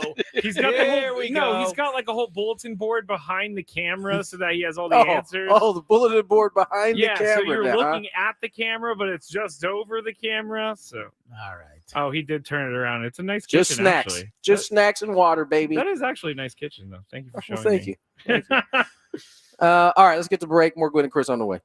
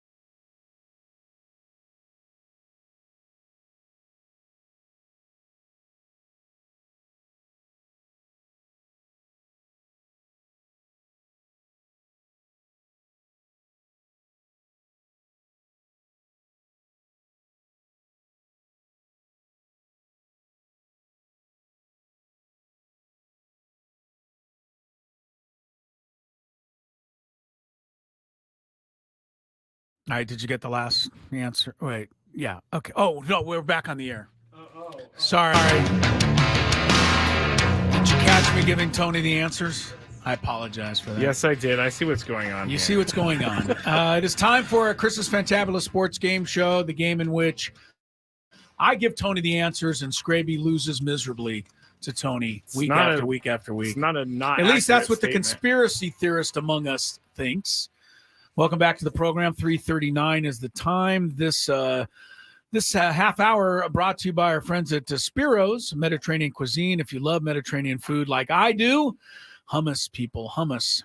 Try Spiro's. It's got authentic Mediterranean cuisine. It's in Coronado or La Jolla for dining or takeout options. Visit spiroscuisine.com. Thank you, Tony. What was that? He's clicking his pen. He's clicking his pen. Everything kind of psychs you out in this game. Well, I can't find a pen, and this is really messing with my head. Well, I can't give you mine. I need it for the to check off the correct answers. All right. Do you need a pen? We can't go anywhere until you get a pen. I'm going to look through my bag. All day long. You just go off the top of your dome like I do. All day long, Skraby That's has because been... you have the answers. It's easy. Oh, brother. All day long, Skraby, you've Thank been you. just like lagging. Yeah, I'm not going to lie. Today has been a weird day. So we will see what you can do Lagmaster on Tony today's called me. Fantabulous Sports Game Show. The way it works, I will give the category. There are 16 correct answers today. The guys will go back and forth answering correct answers, they hope, and take turns. And if they get one wrong, they get a strike. First person to 9 correct answers will win. Or if somebody gets 3 strikes, they're out, and the opponent wins. Tony has won most of the games the last few years. If you're new to the Fantabulous Sports Game Show, we invite you to play along out there. See how many correct answers you can get today. From the 97.3 The Fan Traffic Center, here's Kelly Danick. Got a few problems here. Crash on westbound 8 right before the 67. Couple cars involved in that one. They're over the right shoulder. Also reports of a stalled vehicle on northbound 153 right at the eastbound 52 connector. Another stall reported on the coastline southbound 5. This is just past the Acadia. Car in the center divide. And Kelly Danick, Gwynn and Chris, San Diego's #1 sports station, 97.3 The Fan. All right, guys. Hey, all you beautiful people out there. It's time to play one of our favorite games of the week. All right. We like to call it Ooh, I'm going to go. Chris's Fantabulous Sports Game Show. It starts right now on 97.3 The Fan. Just before Chris starts, I got to point this out. He just said that I was the lag McGee, and then he's talking over everything. He's not saying traffic. That doesn't say that he's a lag master though, like yourself. I'm just excited to get to the game. Right. He wants to jump, actually. Just excited to get to the game. Chris's Fantabulous Sports Game Show, and away we go. 16 correct answers today. It is the month of March. That means madness. Yeah. And when you think of 16, I think of the Sweet 16. So your category today, guys, name the teams in last year's Sweet 16. Man. Wow. Yes, that's it. That's the category. How many can you name from last year's Sweet 16? Who won? I'm just kidding. I'm not going to tell you. I'm not giving you any hints. You got to really I just want to say this, and this isn't normal. I don't normally do this. Before I looked up the answers this morning, I went through my head. I got all 16. Because you're a psycho. Well, You are. I'm a psycho. You guys are pretty good at this stuff. You're kind of a psycho, a little bit. A little psycho? A little bit psycho. I'll take credit for that. But I did get all 16. 15 I was sure of. The 16th I guessed, and I got lucky. So we'll see how you guys do today. You guys are normally very good at this game, but I do think this is a tough category. Skraby, you want to go first, or do you want Tony to go first? No, I'm just going to take the one off the board that we know. Who's that? Who's that, Skraby? San Diego State was in the Sweet 16 last year. Very good. You got a point. You are on the board, Skrabe. The Aztecs were indeed in their 3rd ever Sweet 16 last year. Hopefully they'll make their 4th this year. All right, Tony, 1 team's off the board, 15 left. How about the U? The U. University of Miami. Oh, yes, Jesse Agler's favorite team and alma mater. Miami of Florida, they made it all the way to the Final Four last year. And if they could have just won their Final Four game, maybe we could have played them in the finals instead of who we had to play. I still blame Miami of Florida for that. That is their fault. It is. We could have beaten them, maybe. Maybe. Who knows? All right, Scrape, 1-1. 14 correct answers remaining. Naming teams from last year's Sweet 16. Alabama. You know, I told you, did you see the video a guy by the name of J.D. Pollock put up on about maybe Friday last week, Saturday? I did not. Yeah, I would. If I was you, I would look him up, search for J.D. Pollock. He tweeted out a video. It's just a video recap of the Aztecs win over Alabama. It's the most enjoyable 4 or 5 minute thing I've watched in a long time. Went back to last year's game and relived that. I'll check that out. Check it out. All right. In the meantime, you're up. 2-1, Skraby. 13 correct answers left. How about one of San Diego State's opponents, Florida Atlantic? Florida Atlantic. Yes, Lamont Butler wouldn't get that wrong. He remembers the Owls of Florida Atlantic, team the Aztecs beat in the Final Four to get to the championship game. They were number 9 seed last year. Got all the way to the Final Four. All right, 2-2. I don't think it's going to get that tough yet. You're in trouble already? I'm in trouble. Oh, my God. I can't even. I don't want to give you any hints. My brain is but blank. I don't want to give you any hints, but I mean, the championship game. No, after this guess of UConn. Oh, then you're in trouble. You're in trouble. Okay, Yes. you're going to go with UConn here. I'm in trouble. UConn, last year's national champ. By the way, if the Aztecs do get a 4 seed, just hopefully it's foreshadowing. UConn last year was a 4 seed in the NCAA tournament before they just went crazy. Who else and am I started missing? dominating everybody. All right, Tone, there's 11 teams left. You got to really rack your brain, I guess. You guys are struggling a little bit here, but Tony's up. No strikes yet. No, I'm good. You're good. Okay. I'm good. Who do you have? How about Houston? Houston Cougars. Houston was in the Sweet 16, lost in the Sweet 16 to Jesse Agler's Miami of Florida. Pulled off the upset of the top-seeded Houston Cougars in the Midwest region. How do you 3-3 remember this, Chris? Well, I got to be honest. I don't think I could normally do this, but since the Aztecs made such a great run last year, the tournament just kind of sticks in my mind. Tony's dancing right now. Skraby, you're already giving up? No. I just thought of another one. You don't have a strike yet. You thought of another one. I just thought of another one. Good. Creighton, yeah. That's who the Aztecs beat to get to the That's Final basically Four. my knowledge, is who the Aztecs played. Well, that's serving you well so far. Serving you all right, buddy. All right, All Scrab, right. you're right. It is, 4-3. Yes, 4-3 in favor of Skraby. Tony, your turn. I'm going to go with one of Chris's favorite coaches. And he coaches at Arkansas. Eric Musselman. Eric Musselman. Yeah. Yes. You know, do you remember when they beat? Is that right, though? Yeah, it is correct. Yes, it's Arkansas definitely right. got into the Sweet 16 by defeating top-seeded Kansas in the second round. Musselman ran over to the scorer's table, jumped up on top of it, and took his shirt off. Don't take your shirt off. Don't take my shirt off. God. Don't take my shirt off. Yeah, Musselman. I forgot about that whole shirt thing. He was gassed. He was gassed up. He was pretty excited. That lasted as long as it did for them to play UConn, and then UConn blew them out. All right, so 4-4. You guys are halfway home, but can you name any of the other 8 I'm teams missing a couple left in the Sweet 16? Yeah, I'm Skraby, only missing a couple too. You're missing I'm only 8. missing a couple. I'm like even blanking on college basketball programs in general. I don't Can't know even why. name a That's team. a bad place to be, buddy. Bad place to be. Let's do this, Chris. We talked about them the other day. The Providence Friars. Providence Friars. I'm just going for it. You are really going for it. Yeah, give yourself a buzzer. They could be there sometimes. They might have made a Sweet 16 along the way one of these days. Probably when Wake Forest was there last. Wake Forest. Don't give him any hints. He might guess them. Wake Forest was not there, okay? Neither was Providence. Maybe not. Unfortunately. I don't think Providence was in the tournament last year, Scrab. Sorry to say. Well, even better. They weren't even in the tournament.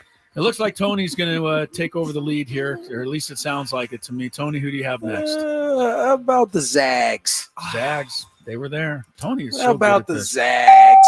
Zags. Yeah, that's one I made should it. have got. The Zags Yes. made it to the Elite Eight, played UConn, and lost by 30. That's how good UConn got Drubbed. at the end of last season. Yeah.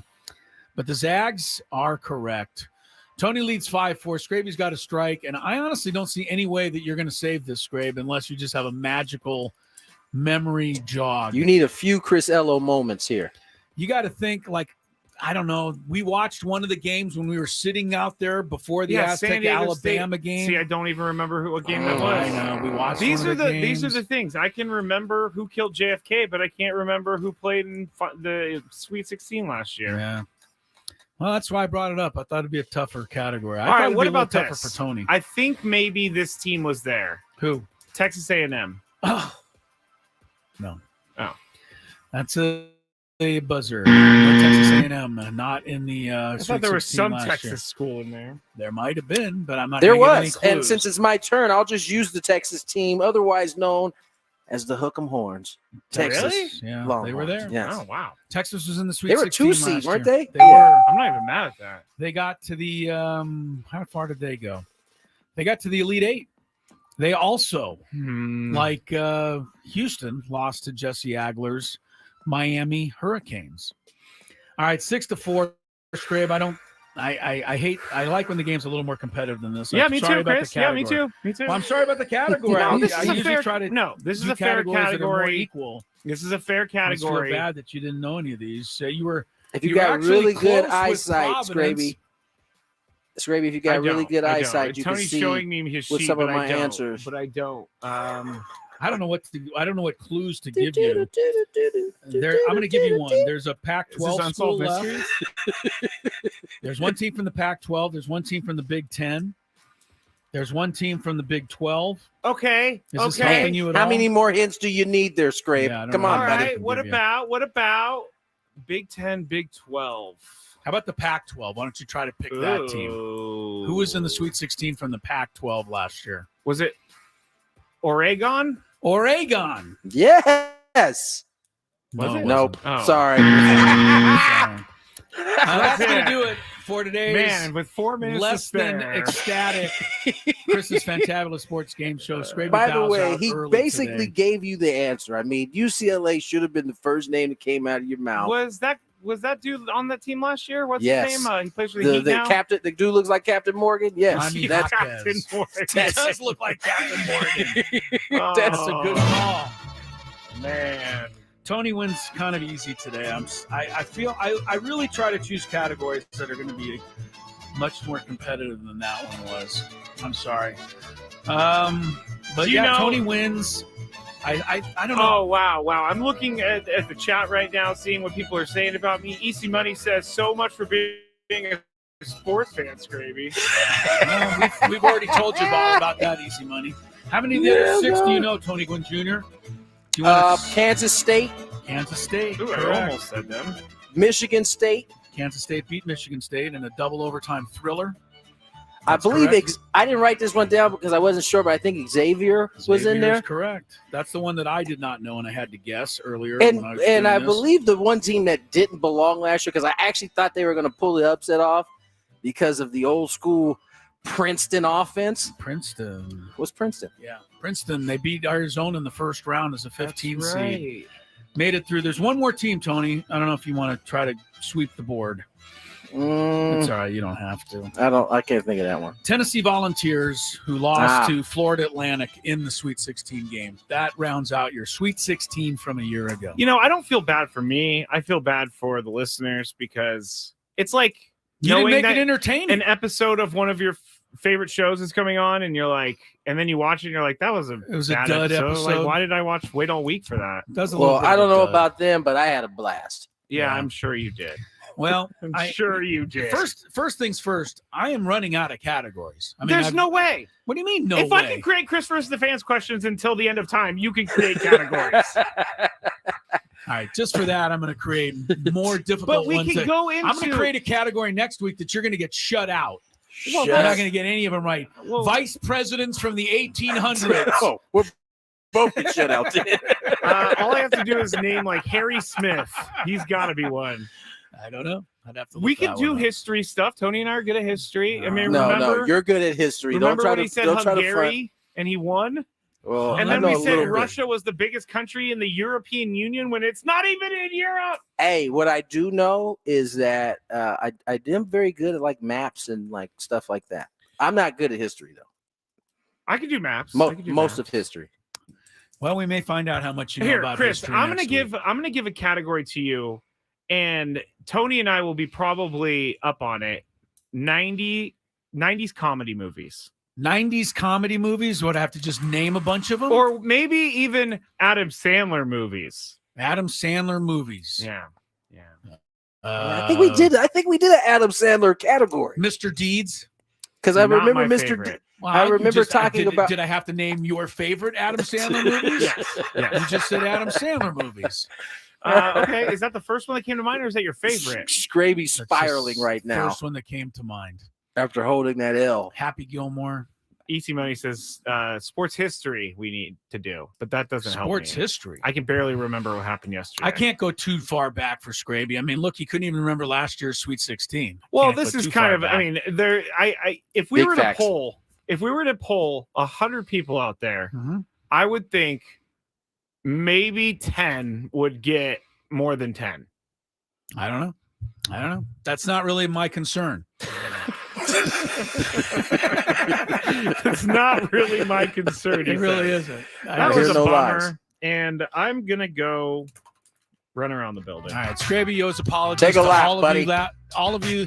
If that was the first time you ever heard the Fantabulous Sports Game Show, It's much better than that usually. it's normally I usually win. far more competitive than that. Although the result is the same. I usually win. You don't. Tony wins again today. We'll have your chance to play some trivia when we come back. It's called Chris Versus the Fans.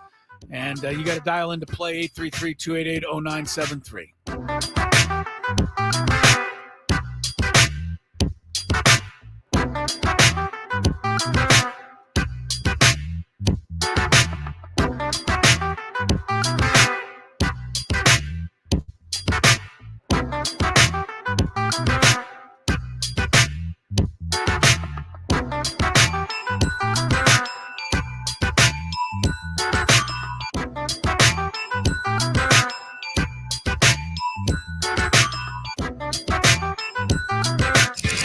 Padres, Giants. Oh, he made the catch. Cactus League Baseball on the Fan.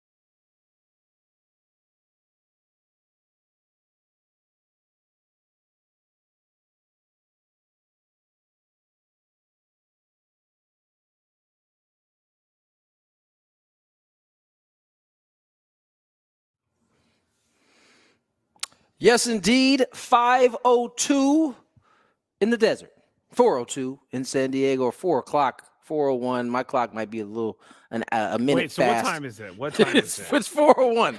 It's 4:01 your time, 5:01 my time. Okay. As the saying goes, even a broken clock is correct twice a day. One of our guys on the chat, Matt, said when you came back, Tony, and you said 4:25, he said he got really excited thinking it was 4:25 and he was almost done with work, and then he realized. I'm sorry. 3:25.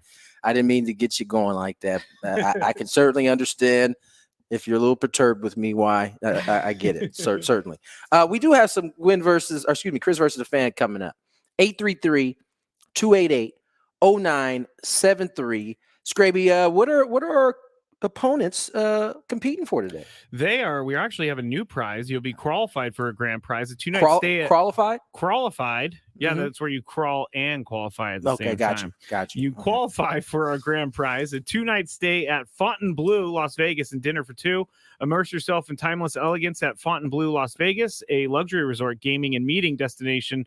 The legacy of Fontainebleau, Las Vegas, is built upon more than 70 years of sublime beauty, unparalleled service, and timeless design. Book now at FontainebleauLasVegas.com. I believe I'm saying that correctly, but I'm not French, so Fontainebleau. Fontainebleau. Yes, the original Fontainebleau was a famous hotel in Miami Beach. That's where that all started, the Fontainebleau. Speaking of Miami Beach, you guys see Miami Beach fighting back this year for spring break? No, what's going on? They're basically putting up a lot more rules. They have a bunch of commercials running now for spring breakers who decide to come to Florida. Like, it's about like they're divorcing spring break now. Like, they don't want people anymore.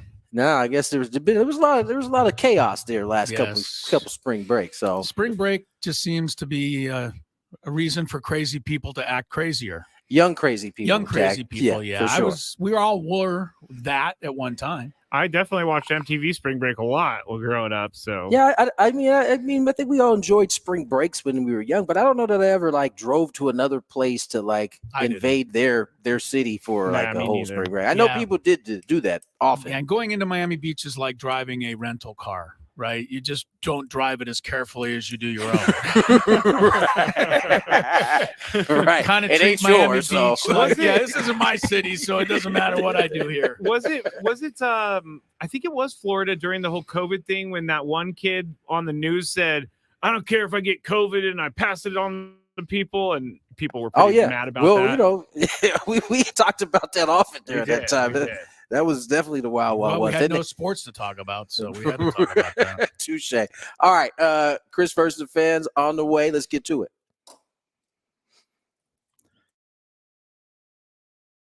The human almanac himself. Howdy do. Now is your time. Listen to me, this guy is dangerous. Now is your opportunity to win a prize. Well, I hope you know what you're in for. Chris versus the fans starts now on 97.3 The Fan. All right, the rules. You have to make it through 3 questions. Each question is going to get more difficult. If you get the question right, you move on. If you get it wrong and Chris gets it right, you're eliminated. But if Chris gets it wrong, you move on to the next question or you win. If you're a first-time player, let us know before we get into it, and you will get that question for free. The first question, that is, and then we will go from there. All right, let's get to our first contestant of the afternoon. Francisco, welcome to the show. Hello, Francisco. Hey, what's up, guys? Happy Taco Tuesday. Happy Taco Tuesday. Man, I wish that just kind of hit me different. I wish I could have some tacos. Well, right you now. probably can. Oh man, they have those in. They got your spot out here, Chris. What's that? Which one? Your Mexican spot. Oh, Filiberto's. Oh, it's expanding. I love those places. They got them all over the place over here. I can't even tell you how many California burritos I've eaten at 2:00 in the morning at the Filiberto's in Encinitas. I can tell you, it's a lot. It's about 200 or more. All right, let's not keep. It was amazing. I couldn't afford lunch or dinner during my college career. You can afford a drink, but I could always afford a burrito at Roberto's at 2 a.m. somehow. Yeah, no. Yes, that's how it's designed. It's designed to work that way, Chris. Yeah, Keep exactly. it coming. Yes. All right, here we go, friends. Let's go. First question. Which Padres player appeared in all 162 games? Last season. Last season. Was this last year? Yes. Wasn't in the question, but yes. What Padre? Yikes. It wasn't. You're right. Was it Tatis? Tatis. I know it seems like forever ago, but remember he was suspended for the first however many games of last season. Yeah, he wasn't even in the running for that particular Mr. Ello? award. I don't really know. 162 games. I'm thinking a bunch, and I'm Bogarts. Bogarts. What See, just I got it happened wrong. here? Got it Well, wrong. it's no wonder Chris didn't know because it was Juan Soto. Yeah, he hates him. Oh yeah, Juan Soto. He's already left the team in my mind. He knows on the team. Man, that guy was the worst walker I've ever seen in my life. Question number Wait, 2. Francisco said he walked away. Very good, He did. Francisco. That was a good one. Question number 2. Boy, we got some good ones on our call sometimes.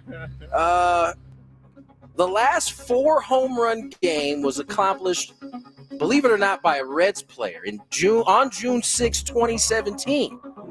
Who was that player?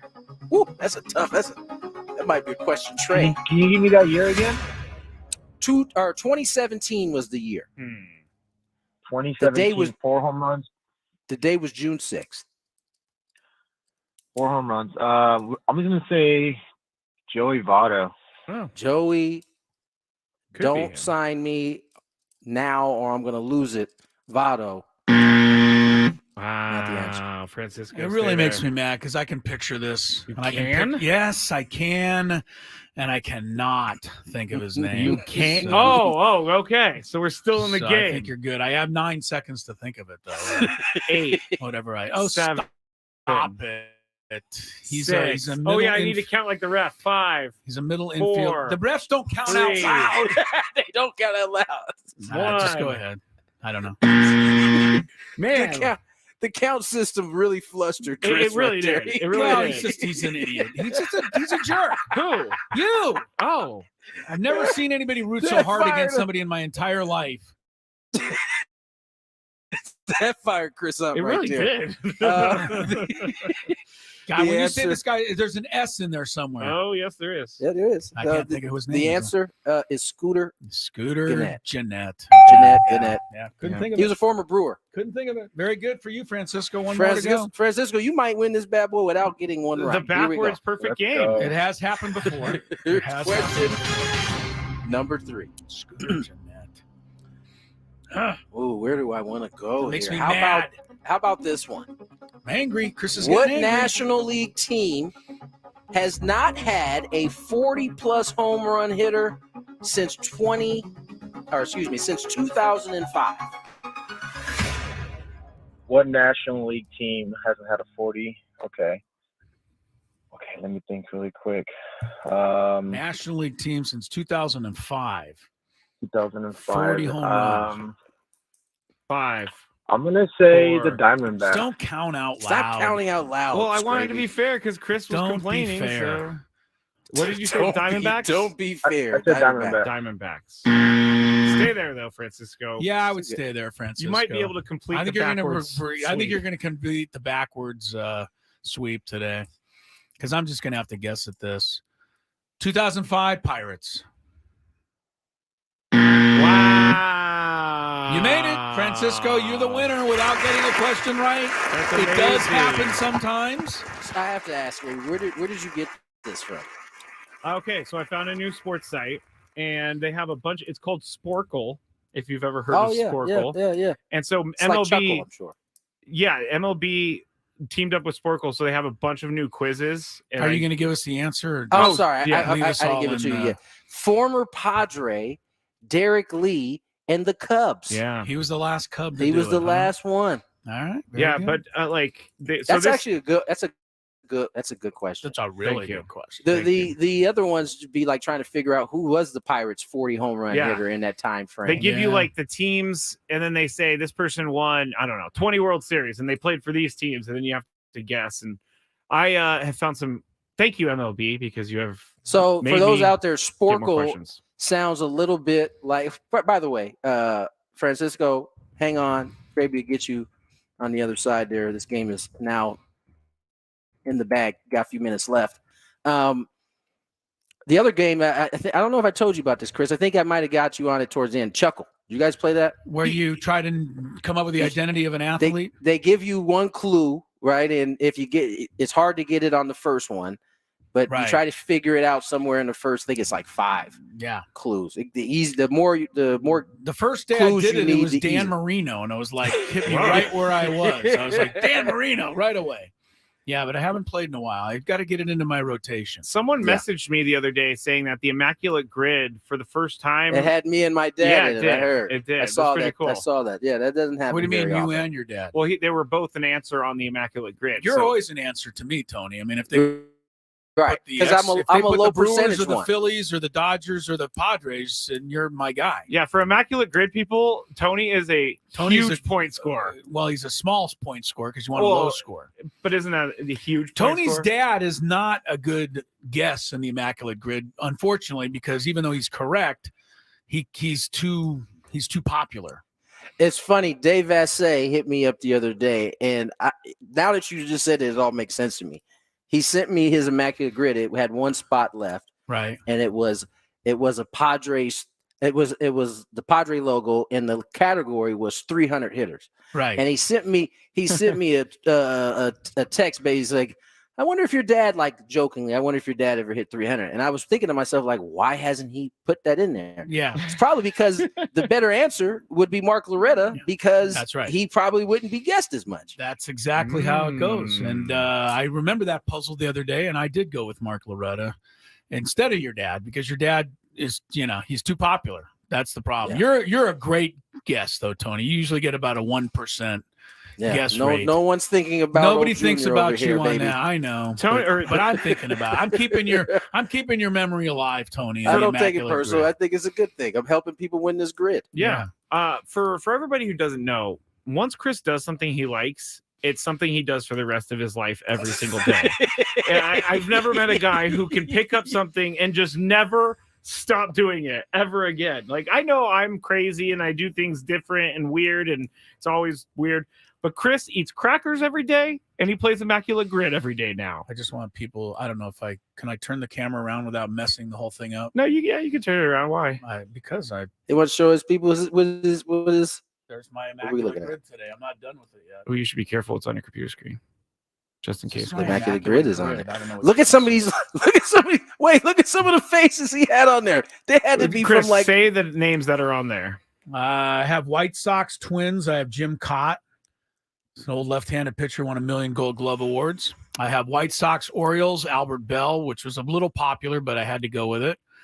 Orioles and Nationals, I had Ken Singleton, switch-hitting outfielder who played for the Expos, which the Nationals are the same as the Expos. Jose Morales was a backup catcher for the Expos and the Twins. 40-plus WAR in their career, Walter Johnson, for the Twins organization, which was the Washington I saw Senators. some black and white photos on that. Yeah, he's black grid. and white photo. And my A's 40-plus WAR career is Lefty Grove, who was a Hall of Fame pitcher. And again, you choose those people because they're not popular answers. Right. Because you could take Babe Ruth for a 40 WAR career, but that would be I'm pretty too many sure points. this is why Chris dominates the grid, because he knows like the obscure people from the 70s, 60s. Yeah. And nobody else is thinking about those. The 1900s. Like old hoes. when I was watching Walter Johnson face Lefty Grove back in the day. It's always a good matchup. I mean, I think that's by the way, that's how I talk to my kids and kids their age now. I just say, I was born back in the 1982s, in that time. It just makes it sound like super old, 1982. I blew my parents' mind the other day because I keep going in these World War II kicks. I have no idea why. And this is why this guy wants to do the history category. Yeah, I just go in these weird kicks. Well, countries overtaken by Germany during World War II. Everybody. Everybody. Could you get that one? Could you do well in that category? I think I could. Belgium. All right. Okay. Never mind. But he was about to start going. This random thought hit me the other day driving home, and it was my parents were born less than 20 years after World War II ended. So was I. That is crazy to me because World War II has always been something that's like way far away from when I was like living. But that's crazy to me. You know what I found out the other day? Just doing some quick, having a chat with my father-in-law. The Berlin Wall came down in 1989. A lot of people know that. Yeah. Or kind of have an idea that it came down around that time. Do you know when the Berlin Wall was built? Like, how long was it up? Oh, it was a short time, right? A lot shorter than I thought. Like, I thought the Berlin Wall was just kind of came with the country. Right. You know, I just thought Berlin, the wall, and all happened at Berlin, the same the wall, time. Germany, it was all just there. It's like SimCity just drops a wall down. It was just there. But no, it was built in 1961. The Berlin Wall was not only, but it was up for 28 years total. That is kind of Seems weird. like it was up for a lot longer. Yeah, that does. So just one of those little historical notes for you. All right. Brutus fan said his dad gave him a piece of the Berlin Wall. That's pretty cool. Very good. Well, that wall piece is sorry, Tony. That wall piece all itself is now 63 years old because it was put up 63 years ago. It's got some lifespan there. All right, let's get to break. More Gwynn and Chris on the way. Here's some traffic.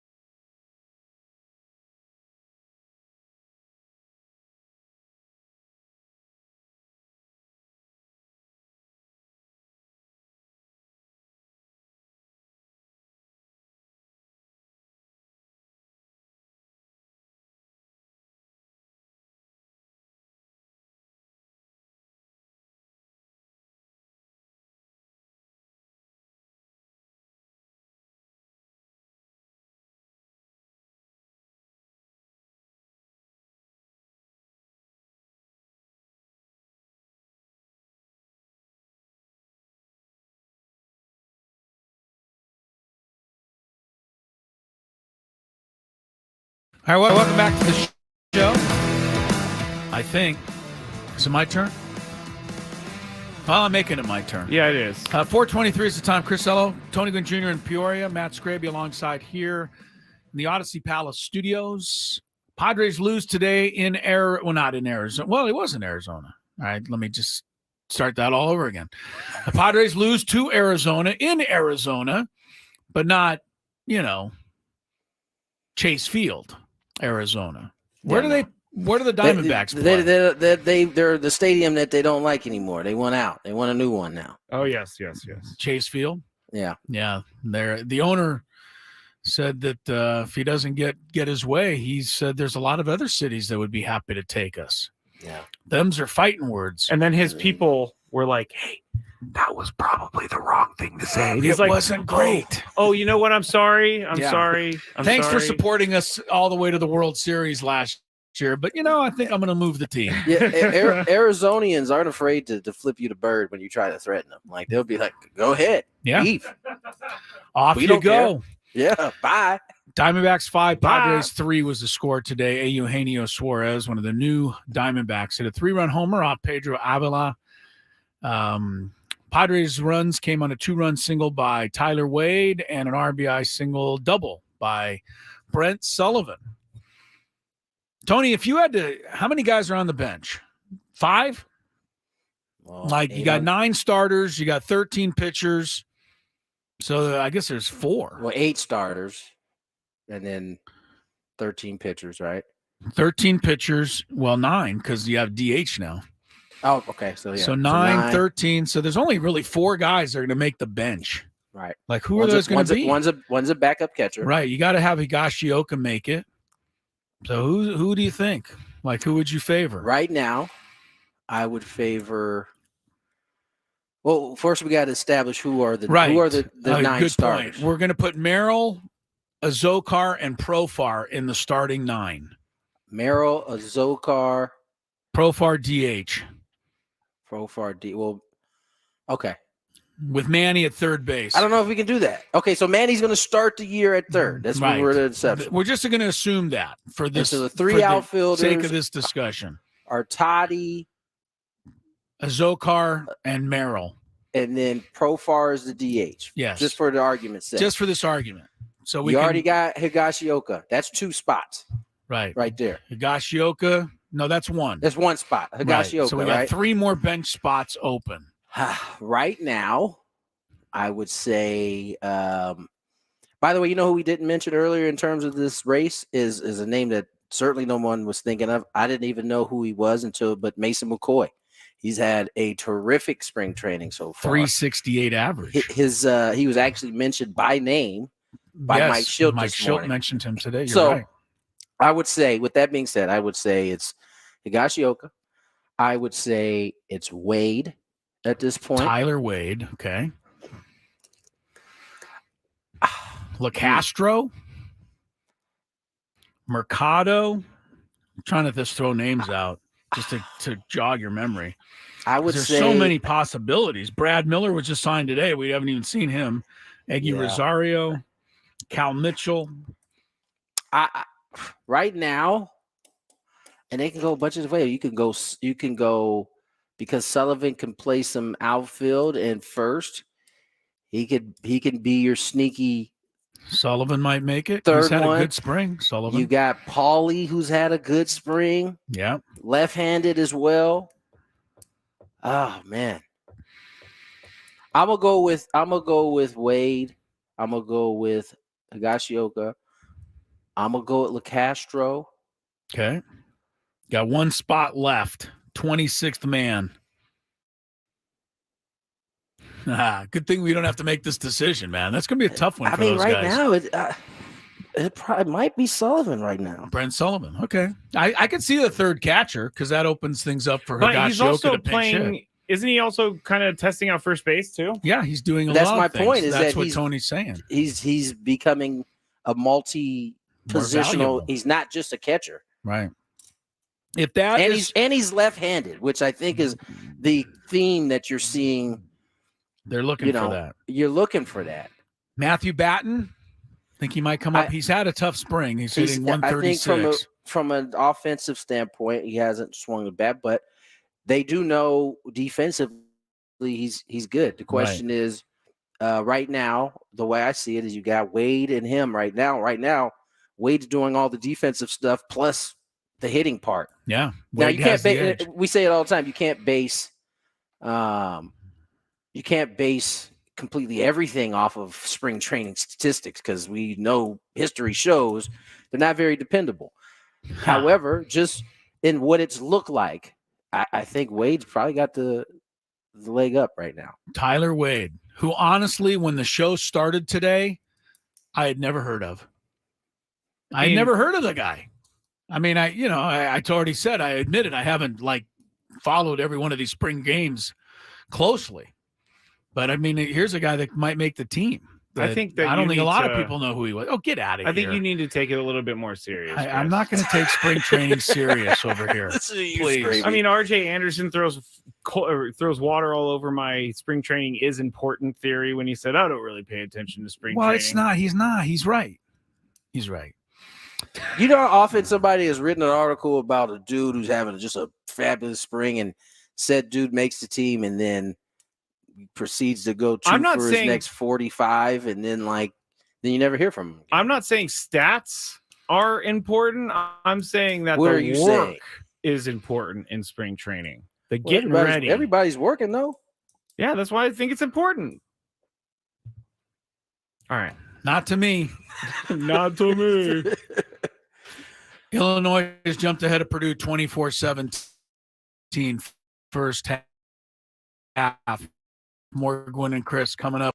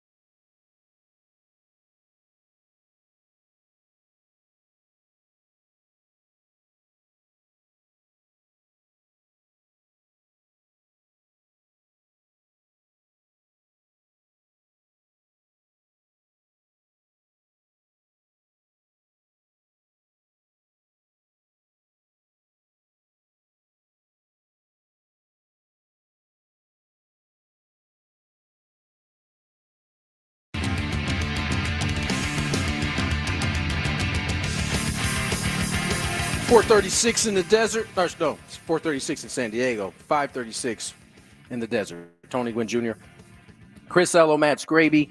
Big Five this hour is brought to you by Prize Picks. Cash in on basketball's big moments with Prize Picks, America's #1 fantasy sports app. Use code KWFN. That's KWFN for a first deposit match. Match up to $100. Prize Pick.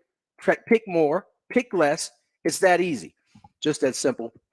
We got a little Big Five coming your way. Scrape, how's your Big Fives been, man? You got some good stuff for us today? No, you're taking too long. This seems like you don't have good stuff. 5, 4, 3, 2. Man, that is annoying. Yeah, I gotta say that stressed me out too. There you go. Now imagine it coming from your voice. 5, 5. So actually, it's more like, according to the people out there, it's more like 5, 4, 3. That's what. Are you Hermit? They think I sound like Kermit. They think I sound like Kermit. I can kind of see that. All those years you making fun of Patrick Mahomes, your voice actually sounds like that as well. I told you I would never make fun of his voice again. And maybe that's why I did make fun of his voice, because it made me feel better. Oh, little projecting is that what they call that? Huh? Little projection, yes. And that's something he says.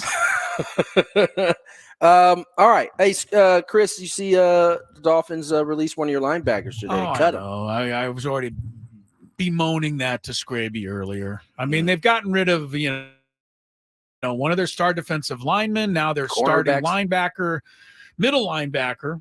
And Xavier Howard too. I don't know.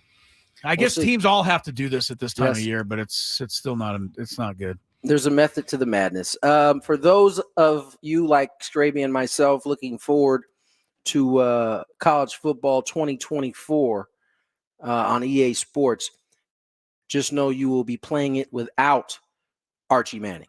Yeah, I found this kind of interesting. Arch Manning. He opted out of the college football game. He didn't want his $786 or whatever it was you get for lending your name to it. I don't really understand what's the play here. Like, I don't think anybody's going to offer him his solo video game deal. So yeah, I'm trying to see what the play is here. Like, why would you say no? Because I'm just better than all that. I don't know. Has Arch Manning even got off the bench yet? He hasn't. He didn't play last year, but supposedly he's going to be in the mix this year. And his comment, and I don't know if it was attributed to him or if someone out of his camp came up with the line that I'm going to focus on playing football on the field. I don't know how. I'm pretty sure they don't require a whole lot of time from any of these student athletes to be in the video game. I think either he said it or someone close to him said it, but he said he wasn't going to do the whole NIL taking money thing until he was a starter, until he proved himself. Okay. I don't think that's accurate. Did he end up taking he's money? like making more money than I think he was already getting paid. Well, then I'm out on Arch Manning because he said that. Of course, he said that. Yeah, you just finished telling us you don't know if he said it or if someone in his camp said it. I believe what you just said before you said that statement. That is true. That is true. Yeah. All right, let's get before Skraby steps in another landmine. Let's go ahead and get to the Big Five. From the 97.3 The Fan Traffic Center, here's Kelly Danick. Traffic is sponsored by Valvoline Instant Draft the Oil Change, your 15-minute instant draft the oil change. Yeah, I got a few trouble spots here. Eastbound side of the 52 past Mast Boulevard. Tow truck is on scene trying to get a crash out of the fast lane. Also traveling on southbound 15 before Claremont Mesa Boulevard. There is a collision involving a couple vehicles there in the center divide. Traveling on South 163 just before Friars Road, an accident in the center divide. On the coastline, southbound side of the 5, hit and run crash before Carlsbad Village Drive. No details as to whether that is blocking lanes. Valvoline Instant Oil Change is your drive-through oil change. It only takes 15 minutes and you don't have to get out of your car. With all the rain lately, Valvoline is also offering replacement wiper blades. For directions and discounts, go to SoCalOilChange.com. SoCalOilChange.com. I'm Kelly Danick. Gwynn and Chris, San Diego's #1 sports station, 97.3 The Fan. It's that time of the show when we check on the latest in sports. Only the most important topics and questions are brought to light. Stop what you're doing and listen. These news stories will astound and amaze you. The one, the only. Oh my God, who the hell cares? The Big Five starts now on 97.3 The Fan. All right, let's get right into it. And we're going to start with something that Chris and I were talking about before the show. Number 5. I think it's really fun, and it all has to do with the Aztecs women's basketball team. So there is an outside shot of the Aztecs women's basketball team getting into the tournament and ending up playing Caitlin Clark in Iowa or Angel Reese in LSU. Now, a lot has to line up, but outside the chance of an upset, Chris, I'm asking you first. Even if you lose, is this still a banner game or a banner thing for the Aztecs? If they got that opportunity, yeah, to play it'd be Angel fantastic. Reese or Caitlin Clark, it'd be fantastic. But they're going to have to do so much. I mean, they're going to have tonight's game is just the final game of the regular season. That's going to determine their seeding, and they're going to be in like a 6 or 7 seed in the conference tournament. So but they can beat any of the other teams in the conference, except maybe UNLV, who they wouldn't have to match up with until the final. But they'd have to pull out. It's going to be tough. I mean, if they get to a final, is that enough? No, not even. No, they got to win the tournament to get in. And if they win the tournament, that's the whole point. If they win the tournament, they would be like a 15 seed in the NCAA tournament. And right now, Caitlin Clark and Iowa project to be a 2 seed. So does Angel Reese and LSU. So that's why I was throwing that out to Skraby. I was saying, God, it'd really be fun if they could, make a shocking run and get into the NCAAs. Because then they could. Wouldn't it be fun to play Iowa? That would be really cool. Yeah, that'd be great. That would be so, great. But it's really a long shot. All right. Well, this will still be a big deal for the team, right, Tony? Yeah, for sure. I think. Listen. Anytime you can get into the tournament, that's kind of the starting point. You get to the tournament, and then you try to have some success in the tournament. You can build off of that there, but getting in would be, obviously, as Chris said, a pretty big deal for the program, regardless of whether they would be in there as a 15 or 16 seed. That's still a big achievement for the Aztecs program. And if they did match up with Iowa, that game would be like nationally televised. All of a sudden, you'd be put right into that fun position. So that would be great. That would be great. Who's guarding Caitlin Clark on the women's basketball team? No one's guarding her. Yeah. At that point, I think we've seen some of the better teams not be able to guard her. Nobody's been able to guard her. Very yet. true. Very true. I think you just I think you try to hope she misses from like 30 feet. Just every time. She normally does. Bad night on the floor. Shoot. Yeah. Could happen. All right, there are a lot of strong opinions on Russell Wilson being released by the Broncos. RG3 was one of those with a strong opinion, so much so, I don't know if you saw this, Tony, but he actually swore live on TV this morning when he was talking about it. So I bleeped it, but here he is on Get Up this morning reacting to the release of Russell Wilson. I don't think that Greeny is making excuses for Russell Wilson. I think the bottom line is when you bring in a quarterback of that caliber and you cater it to him, you have to fully cater it to him, not put him in an offense with a first-time head coach, a first-time play caller, a first-time GM, and a young team, and expect him to make chicken out of chicken. That's the bottom line. We're going to find out. Wilson. It's the truth of his situation. That was RG3 this morning, and you heard where he said it. It was really funny because you could see the looks of the other guys on the show like, oh, my goodness, he just said that. Tony, you're up on this one. How long do you think it takes the Broncos to recover from this mess? Oh, it's going to take them some time. My guess is Sean Payton's going to be fired before it actually gets fixed. Really? I think they're in that much trouble, right? I think you got to find a quarterback. You can't do anything without one now. So, maybe they sign somebody that, or they draft somebody. Where are they picking? They actually they were in the playoff hunt, so they're not picking like anywhere up top. They've also traded away every draft choice they own. That's right. So they don't even have a pick, I don't think, in the first round. So I've been seeing them trade up in mock drafts to get JJ McCarthy of all people. Yeah, that'll help. Well, look, no disrespect to JJ McCarthy, but I'm not seeing him as the type of quarterback that's go in there and change all of the issues that they have there. Yeah. I think this is gonna take some time. I think 3 3 years it's going to take for them to get moving in the right direction. It's an eternity in the NFL. It sure is. And you don't keep your job for that long if your team sucks. No, you don't. Chris, how long do you think it takes the Broncos to recover from I think this it's going to take them 3 to 5 years, and I think any team that gets Russell Wilson is going to take at least 3 to 5 years to get better again because they're going to probably stick with him long enough, for a couple. I just think Russell Wilson's kind of done. I know and I'll be proven wrong, and Tony can dance on my incorrect assertion.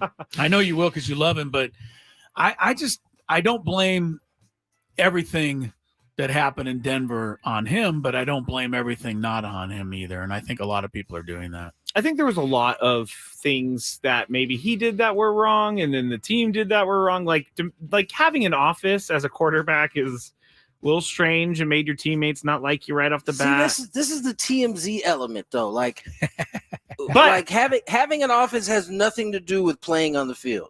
It doesn't, but it does affect relationships with your teammates. Yeah, when you start losing, it does. I will say this too. I am not a Russell Wilson guy, but I feel like he's being unfairly painted as the problem here. And I think that he still has a little bit left. I don't know that he's done. I make no bones about it. I am a Russell Wilson guy. I like good guys, ultimately. I like them to win. I think the Denver Broncos have been, and this isn't just since Russell, haven't been the most well-managed organization in quite some time. The only reason why they were able to finally win a Super Bowl is because they went and got Peyton Manning, and he like took his half a shoulder and carried them over the line that way, and they haven't done anything remotely close since.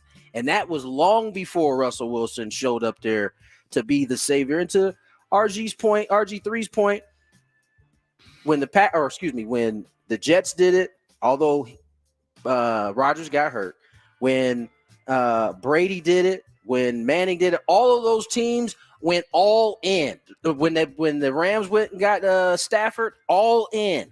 They didn't halfway do it, and that's kind of where Denver went wrong. I think they halfway did it, and now they're paying the price as perpetual high draft pickers for the next 3 years. Yeah, no one forced them. No, not high draft pickers. No draft pickers for the next 3 years. No one forced them to draft Paxton Lynch in the first round back in the day. So it could be decision. The one thing I will say that is not Russell Wilson's fault is that he is now linked to one of the worst trades in the history of the National Football League. That is true. That really isn't his fault. He didn't make the trade. Chris, you should just be on Russell Wilson's side because of Nathaniel Hackett alone.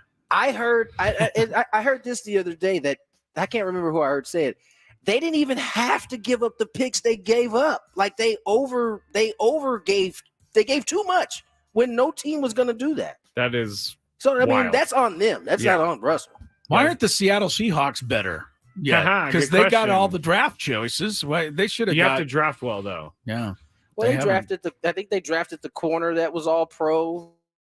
That was pretty good. They got was it the running back Walker in that? I think he was part of. Kenneth Walker. Yeah, I think he was in that mix. So he might have been a little early. I don't know. That's a good question though. They should be better. I guess next year should be the year. Like all the picks have come based on their haul. All right, we'll see. Number 3. After announcing early on Saturday morning that he was removing himself from the Heisman Trophy ceremony in support of former USC running back Reggie Bush, former Heisman winner Johnny Manziel actually took to X to explain a little bit more why he's not going to be a part of the Heisman Trophy ceremony.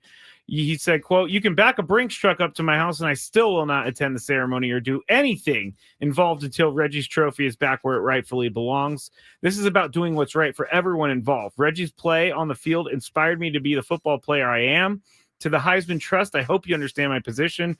You know that I have nothing but love and respect for that trophy and the people associated with it. Changed my life for the better forever, and I will be eternally grateful for that until my last day on this earth. Blah, blah, blah, blah, blah." Chris, sorry. Johnny Manziel is starting to write like he's got some money he needs to make. So listen to you, Skraby. Johnny Manziel's been in the news a lot lately, and I'm not sure why. Chris, do you back Johnny Manziel in this endeavor? 1,000%. So much so that if I was a Heisman trophy voter and I hadn't thought of it myself, I would now think of myself and remove myself from the voting as well. I think everybody should. Until these stupid people come to their senses and give Reggie Bush his trophy back. I mean, we're talking about the NCAA, talking about one of the most corrupt organizations in the history of sports. You're going to keep this guy from getting his trophy because his parents had a place to live while he played college football? Please. I mean, it's I love a when joke. he finishes his rant like that. Please. It's silly. Tony, do you So back I think Johnny Manziel? I think everybody should back Johnny. I think he's got a great I think idea. he's doing this for publicity, but okay. Maybe. Skraby, leave Johnny alone. He has changed his life for the better, man. And then he's, yes. Listen, Johnny's been enlightened, and he wants to tell everybody about Whenever it. someone says, I've been enlightened, you have not been enlightened. Time out. I don't know that he said that. I'm saying. Oh, okay. All right. I'm saying. I take it back then. It's clear that he's gone through some type of life transformation. He was on Club Shay Shay talking about all the drugs he was doing and, not paying attention. And, he realized he didn't conduct himself in the right way. And hearing somebody admit to that, I think, is a positive thing there, Scrape. I will agree with that. In terms of Reggie Bush, I agree with Johnny Manziel 1,000%, as my partner said. It's almost laughable at this point. It's everybody's, especially at this point. Now you can't even justify it anymore, right? Because NIL is in full effect. Guys are getting paid millions of dollars, and you want to take a trophy that he clearly earned on the field. Clearly earned it. Best player. You did. I agree with Chris. I think everybody should take this tact. All right. I will refrain. Number 2. Keep your comments to yourself. After months of waiting and missed deadlines, A's owner John Fisher has released the A's ballpark renderings, and I have to say, renderings can make anything look cool. I gotta say that. All of a sudden, I'm like, all right, I can see myself going to a game in Las Vegas. But however, it does look cool. It looks like a bad attempt at the Sydney Opera House. I went and retweeted this at Matt Skraby, and Chris has also seen it. Go to my Twitter page. It's right at the top. It's indoor. It has some cool video boards on the roof. It's right across the street from hot as Vegas is in the summer. It's right across the street from MGM. It's next to Excalibur. It's pretty cool, I gotta say. Chris, or no, Tony's up first, but he hasn't seen it yet. Chris, do you like the design? Way much. I'm sorry, what? Poor grammar, but you get the point. It looks great. It's a phenomenal rendering. And it does remind me of the Sydney Opera House. And it reminds me of like another sphere going up in Las Vegas. I saw the sphere last week up close because I was there with the women's basketball. It's amazing. Yeah. Every city should have one. Tony, have you seen them yet? Yeah, I just got it. What do you think? They look pretty cool. Dope. Yeah. I think it looks dope. I think I like the rendering. It does look like the Opera House. It's supposed to be an armadillo because it's natural to the land. I can see that. Yeah, I can see that. I can see it, but does the roof open, close, anything? Or I'm not sure about that. John Fisher hasn't got that far away. He just finished. He just wanted to release this part of the renderings. Okay, he hasn't even paid enough money to get a team in there yet. I know. That's why he colored. I like it. I like it, especially if this like green screen thing is real to match the team. Yeah, like that's pretty cool. That would be cool. All right, real quick, last one. Out of all of these snacks, because yesterday was National Snack Day, what do you think California has as their number one? Cheetos, Rice Krispie Treats, Chex Mix, Fritos, Doritos. Man, come on. I think this is kind of easy. I grew up with kids in the neighborhood eating Flaming Hot Cheetos. I'm going with Cheetos in Cali. Chris? Doritos. Tony's right. It's not Flaming Hot Cheetos, but it is Cheetos. Cheetos takes over the Southwest. It's California, Nevada, Arizona, New Mexico, and Texas and Louisiana love Cheetos. Yeah, man. Rice Krispie Treats in the colder places. Distant second. Yeah. Where was Red Vines? That's my favorite. That's not on here because no one likes them. Nobody likes them. It's funny when I go to the store to buy some. There's they don't always stock a ton of them missing from the box. They want to make you think that it's like a marketing technique. Okay. Oh, everybody's taking these. I need to. I need these too. As usual, Skraby finds a conspiracy in everything, even shopping. Yep, that's me. Let's get to break. Happy hour on the way. More Gwynn and Chris.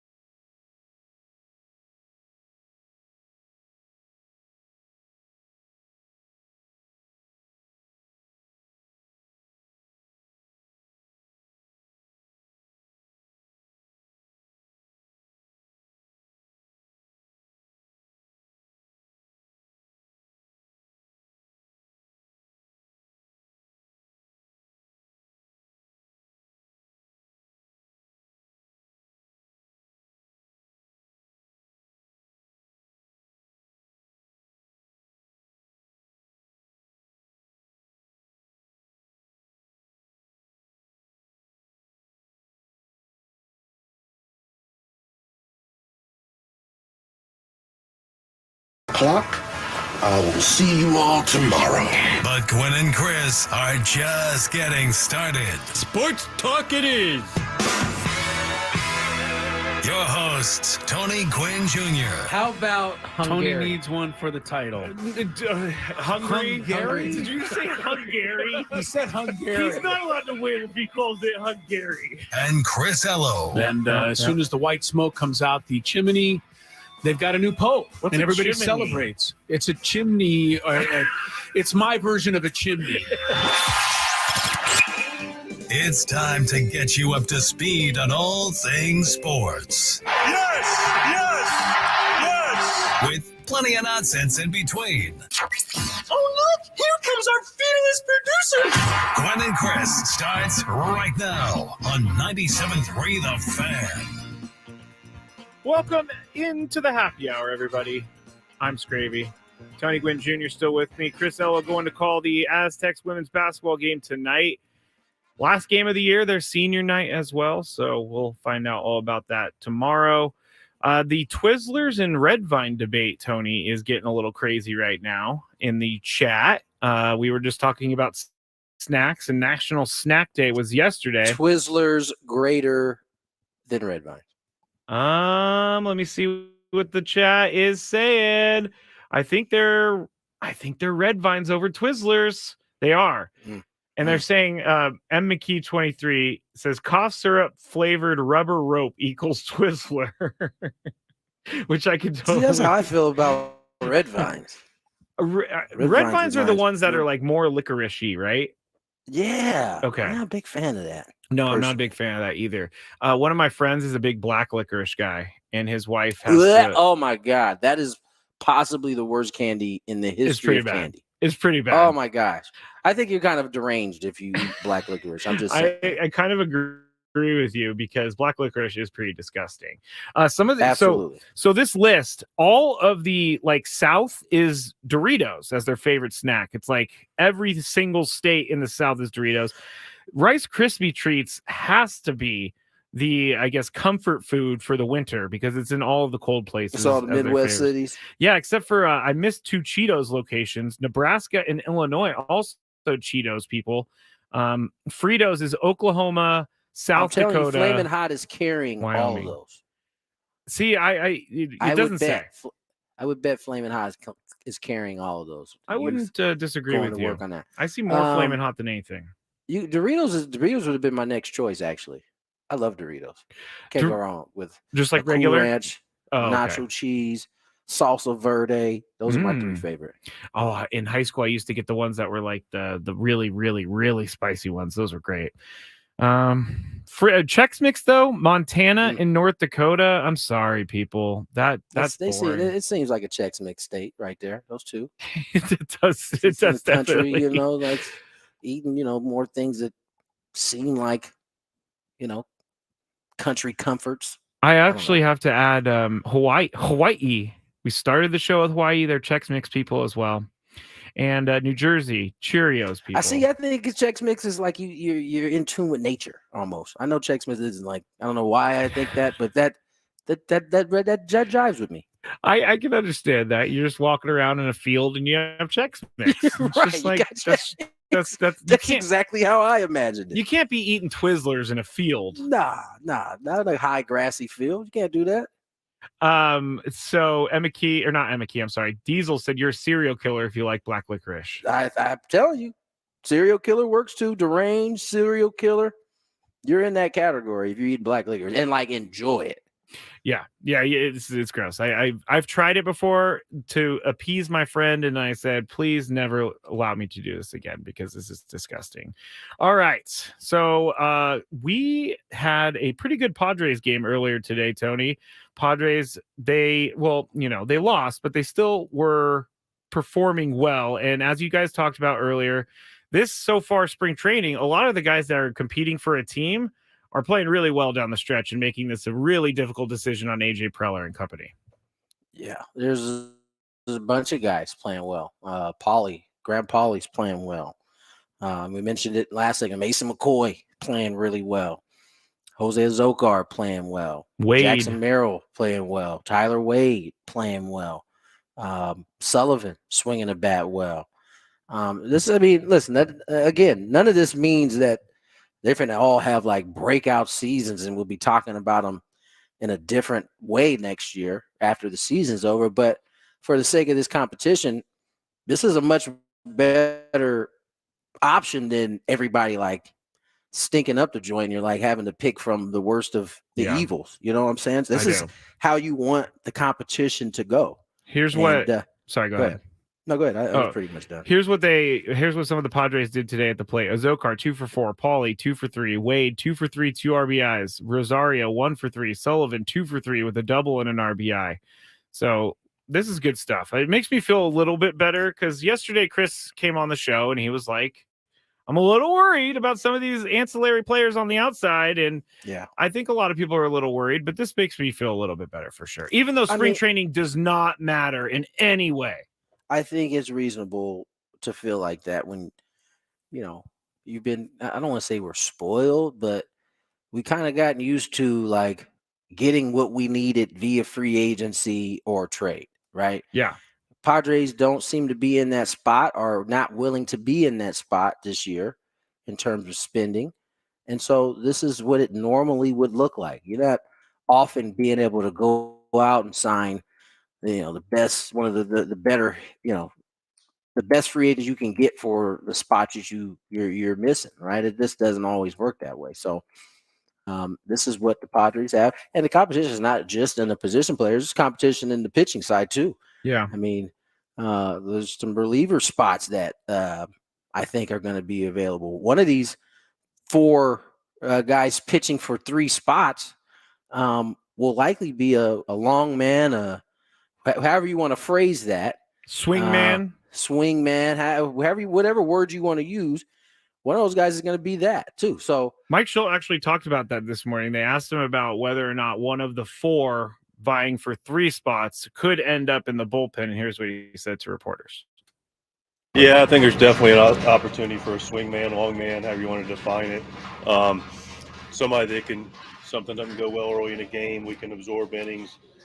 Also a bridge person that could grab 2 or 3 innings to get to the back end of the bullpen, which I think is a strong possibility. That's the way the bullpen composition would look like, having that piece involved with that. I imagine it's also helpful that among that group that you have a lot of guys that have done that before. It's very helpful, yes. The knowing that the likelihood of somebody going in that role is just that likely, and that there's people that have done it is also provides confidence in me with our staff. Might that look different at the start? You have the 2 games, 8 days off, 2 games, in terms of you could have a different composition to your bullpen because a starter might be able to be a long man early? Right, that's correct. Okay. Yeah, I mean, we've got a very unique, somewhat playoff situation, but also / earlier participation with our pitchers in the regular season game. So the situation is a little more unique, and it does provide some wonderful opportunities to be creative with how we use our pitching. When do you think you might tell us who the opening day starter is, as if it hasn't already lined up? Let's see, 20th. I'm not sure. We'll get to you sooner rather than later, Ace. I promise you. I have learned that Mike Schultz is a pretty funny guy. He is. He enjoys. I will say this though. You can always tell. At least I can always tell when those morning scrums are starting to be a little annoying, repetitive. Yeah. A couple of days ago, he came out there. He looked like he didn't really want to be out there that day, but he answered the questions. You didn't get a joke like that though. He was definitely like not in the joking mood. He was going to answer these questions, get about today, a little rejuvenated, had a little jokey joke for us. I mean, managers go through. By the way, I didn't actually go to the field today because we weren't doing the broadcast. Yeah. So I had no idea that he was going to use the exact same words I used there about however you want to phrase long man or swing man. Well, that just proves that you and Mike Schultz are on the same wavelength. Same page, man. We think alike. All times. We, yeah. All right. Robert Suarez. He has had a tough so far spring training, but he's presumably the closer. And Mike Schilt was asked about Robert Suarez, and he says one word here that Tony mentioned earlier, and listen for it. I'm going to steal your word, unflappable. That's a good one. The guy captures it as well as anything with him. He is a guy that clearly has the stuff to pitch at the back end of games. I love his heartbeat for it. Relative to heartbeat, that just because you have a slow heartbeat doesn't mean that's what it takes. But he's not going to make it bigger than it is. And so that's important. And the unflappable part's important. And he's got the weapons to go with it. So all those things really are nice elixir to be able to go towards it back into the game and close it down. I think we talked about this earlier in the spring, but kind of his willingness to get that fourth out, or if the matchups are there in the eighth inning to do that, how much could that help you as a manager in terms of what he can do? Oh, that's huge. If you've got, and I'm not saying we're there yet, but I feel like we have a really strong chance to be there, and there being, grab the last out in the eighth and then finish up the ninth. Or in certain days, certain matchups, as other players evolve and pitch well, based on situation for the eighth and ninth being somewhat interchangeable. So that's I feel like that's going to be a strength of our club, and the bullpen having multiple pieces that can do multiple things. Well, unflappable is a good word. Yeah, I actually heard that soundbite, so I can't okay. You can't claim on that one? Yeah, no, that one I definitely knew what I was doing on that one. Here's the thing. He doesn't seem to like have a change in his demeanor or mannerisms when moments are big or little. But as I think Mike hit on, like, it doesn't mean anything necessarily. Like, I still think personally, Robert's got, he got to prove that he can be that closer for a full season. I mean, we know he can do it from August on, but can he do it from beginning to end? It's a much different job. And I don't know that anybody knows that yet. And so I would say the fact that Matsui started throwing again, that's a good thing, because I would want both guys healthy by the time the season started, so you can figure out who's where as quick as possible. But certainly having him healthy so far, so good, hasn't had any issues. Get him to the regular season. That's the name of the game. So he hasn't had a full season yet. He's been hurt both of the first 2 years in the beginning of the season for the Padres. No, I definitely don't think it was a dig at Josh Hader, but having a guy who is able to pitch 4 outs, or who is willing to pitch 4 outs or do whatever it takes, that's huge. Can you imagine how many times Bo Mel probably wanted to go to the bullpen and just couldn't? It definitely wasn't a dig, because it was a question asked to him. He didn't go out of his way. He was asked specifically about that. Yes. And I think obviously having that flexibility makes it easier on a manager, and not have to be a pitcher perfect spot to come in. Certainly makes it easy.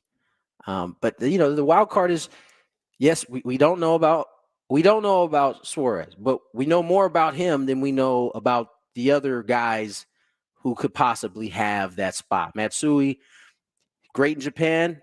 We don't actually know yet, though. He looked good in his one outing. He looked like he was untouchable in the one outing, but we don't know. We'll see what happens. Yeah, we'll see what happens when it comes to the regular season, how he performs. We have a very good question in the chat that needs to be asked to Mike Schultz. Tony, maybe you could do that. I'm going to throw it up right now from Tim. I need to know Schultz's view on black licorice. You have no idea what's going on in the chat with this licorice conversation. Are there a bunch of serial killers in there right now? No. They're just like, if you like black licorice, get out of the chat right now. We don't even want to know you. Black licorice tastes like bleep. Facts. So all of that. Maybe you could find that out for us. Do you think, is he, how Bo Mel was like a gum guy and he was kind of like those root beer barrels or whatever? I don't know that Shield has the superstitions that, but Bo Mel was super superstitious. Super. Like, he was your prototypical baseball guy. Like, I'm chewing green gum during this time. I'm chewing orange or yellow gum during this time. Yeah, for sure. I do kind of love that, though, because this just gives you a little insight into those people. Because I'm not really that superstitious, I guess. Not too superstitious. But if something works for me, I'm gonna use it next time. Yeah, I'm not superstitious. I try to be the opposite of that, which then actually becomes a superstition. That is true. Right. Yeah. So But, there's that. man, breaking down superstitions, 97.3 The Fan during spring training. Great stuff. When we get back, Chris and Tony sat down before the show and they talked about the Lakers. They talked about the NBA. So that's what we'll have when we get back. But first, you have your traffic report on 97.3 The Fan.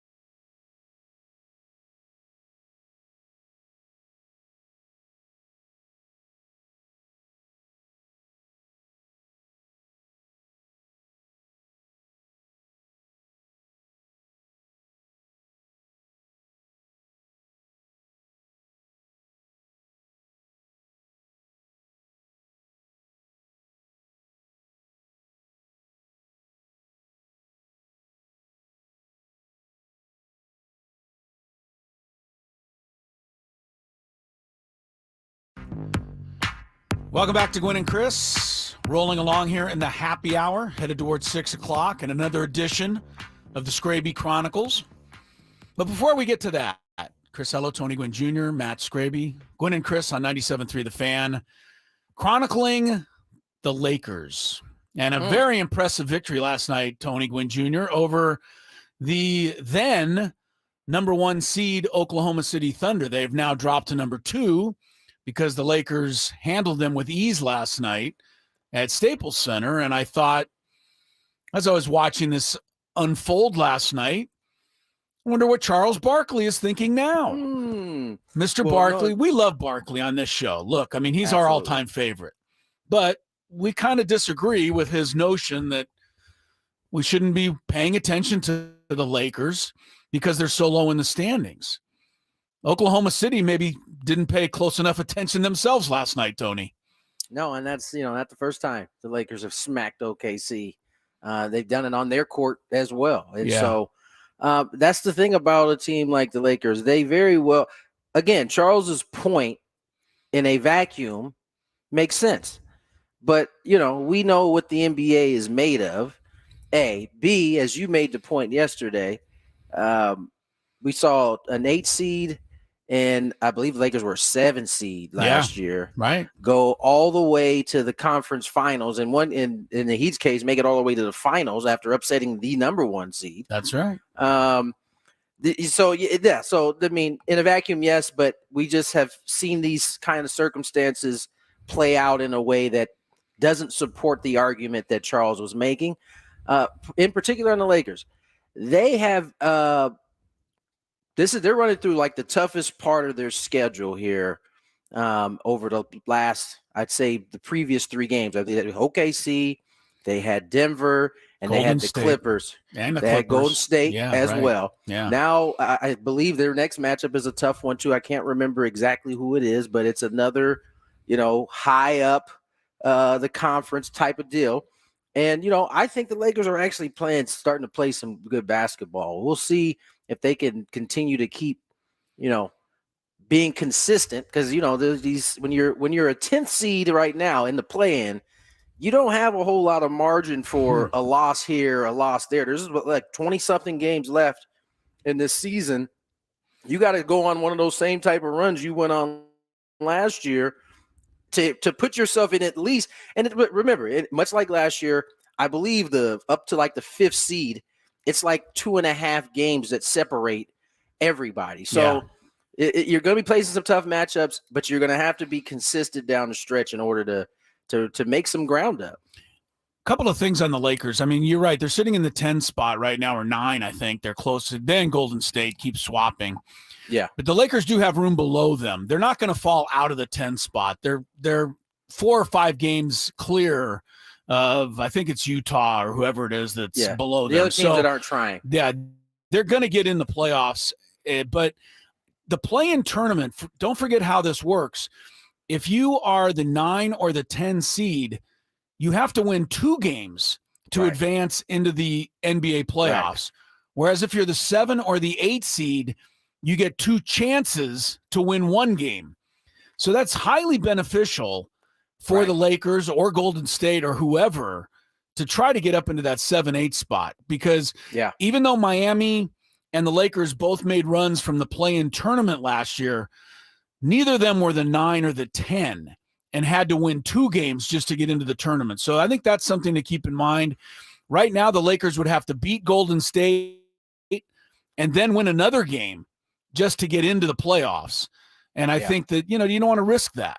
The other thing is, this is my argument against Barkley also. If we go through the next NFL season, and let's say the Chiefs have a bunch of injuries, or, maybe Mahomes gets hurt during the course of the regular season, and then the Chiefs sneak into the playoffs as a 6 or a 7 seed, but Mahomes is playing again. Who's going to bet against him? To me, it's the same way as betting against LeBron James as a 10 seed. It's still LeBron James, and he has still proven that you're going to have to beat him, and it's not easy to do. Yeah, no, you bring up a great point about the Lakers in their run last year. They played like trash in that playing game. I think it was against Minnesota. It was, and they barely pulled it out. And they barely pulled it out. Yeah. But to your point, they then were able to get a couple of days off before the next game because the play-in still had to finish right their portion of the playoffs or to get into the playoffs. Yeah. And so again, if you're tracking it, and as you said, they're a 10 seed. If they don't make the move into the 7 or 8 spot, they are certainly making it an even taller climb. As they try to pursue, getting deep into the playoffs. I wanted to ask you, we're talking about the NBA for a minute here. What do you think about these Celtics? Now, they've won, I think, 11, 12 in a row. They beat Golden State by 50. They've won 3 games by 50 this year. I don't know if I'm 100% sold on this team. They're 8 games ahead of Milwaukee in the East. It's not even close. I mean, they're going to be the runaway number 1 seed. But, I mean, is this Boston team so good that it's them and everybody else? Because I still don't think so. I think they can be had in a playoff series. Yeah, I think until they 100% prove that they are that team that's in the East that can, do some damage, I don't know that anybody's going to trust what they see, right? Except for Celtics fans, obviously. The Celtic fans think they have it. Right. I mean, but we've seen them now. And in the 2 seasons ago, they get to the finals. They lose to a team that was just certainly more experienced than they were, and it showed. They go to the next round, and if I'm not mistaken, they were up 3-0, if I'm not mistaken, right? Against the Heat. And the Heat walked them down. Oh, no, Heat was up 3-0, and I think Celtics got that series close, and then he closed it out. Yeah. But that was a 1 versus 8 seed. That's not something the Heat I get. The Heat have had the Celtics number, and that's the thing that Jimmy Butler is like not even barely an all-star player during the regular season, but he is a totally different player once they get into the postseason. Miami definitely is a threat, no matter where they are. Yeah, and they've proven that. And as long as they're in the thick of it, that you're going to have to account for. Now, the Celtics can hope that the paths don't cross, but their paths didn't cross into the conference finals last year. It didn't seem to matter, did it? So I think ultimately, I won't trust them until they show me that they are, serious about, being a champion. And as good as Tatum as good as Tatum is, as good as Jaylen Brown is. Now they have Porzingis in the mix, but what has Porzingis ever done in the playoffs? He's done that. Not anything I can remember. So, I got to see it. I got to see it to believe it. It's not that I don't think they're talented enough. I just need to see it before I can. And I know the answer to this question, but on the West side, what team scares you the most if you're the Denver. Lakers?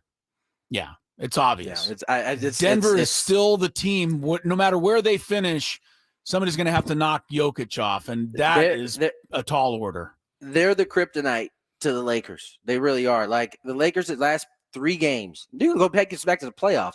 They have played them so well for 46 minutes. And in the last 2 minutes of like all of these games, they lost them all, right? Right. The league has no answer for Jokic, but the Lakers have no answer for Murray. Like zero. They haven't come up with it yet, at least. And he's been unstoppable down the stretch. Maybe somebody else will beat Denver to help the Lakers out. That's the hope. That's the hope. Got to be the hope. All right, we'll take a break. When we come back, RJ Anderson was our guest a little earlier today, talking baseball, talking Jackson Merrill, where he fits, does he fit with the Padres? More Gwynn and Chris on the way. The biggest guests in San Diego sports talk appear on 97.3 The Fan. Jim Callis, MLB Pipeline. Even Salas is unbelievable prospect. I mean, I think he is one of the best prospects in baseball. I know that there's a team out there that, when you factor in his age and you project out his career, thinks that Ethan Salas is the most valuable talent in baseball, big leagues or minor leagues. Listen to Gwynn and Chris weekdays from 2 to 6 on 97.3 The Fan. Why are you dressed like a hockey goalie in our living room? Well, you know how I said that we really needed to save more? So you're dressed like a goalie because you make saves?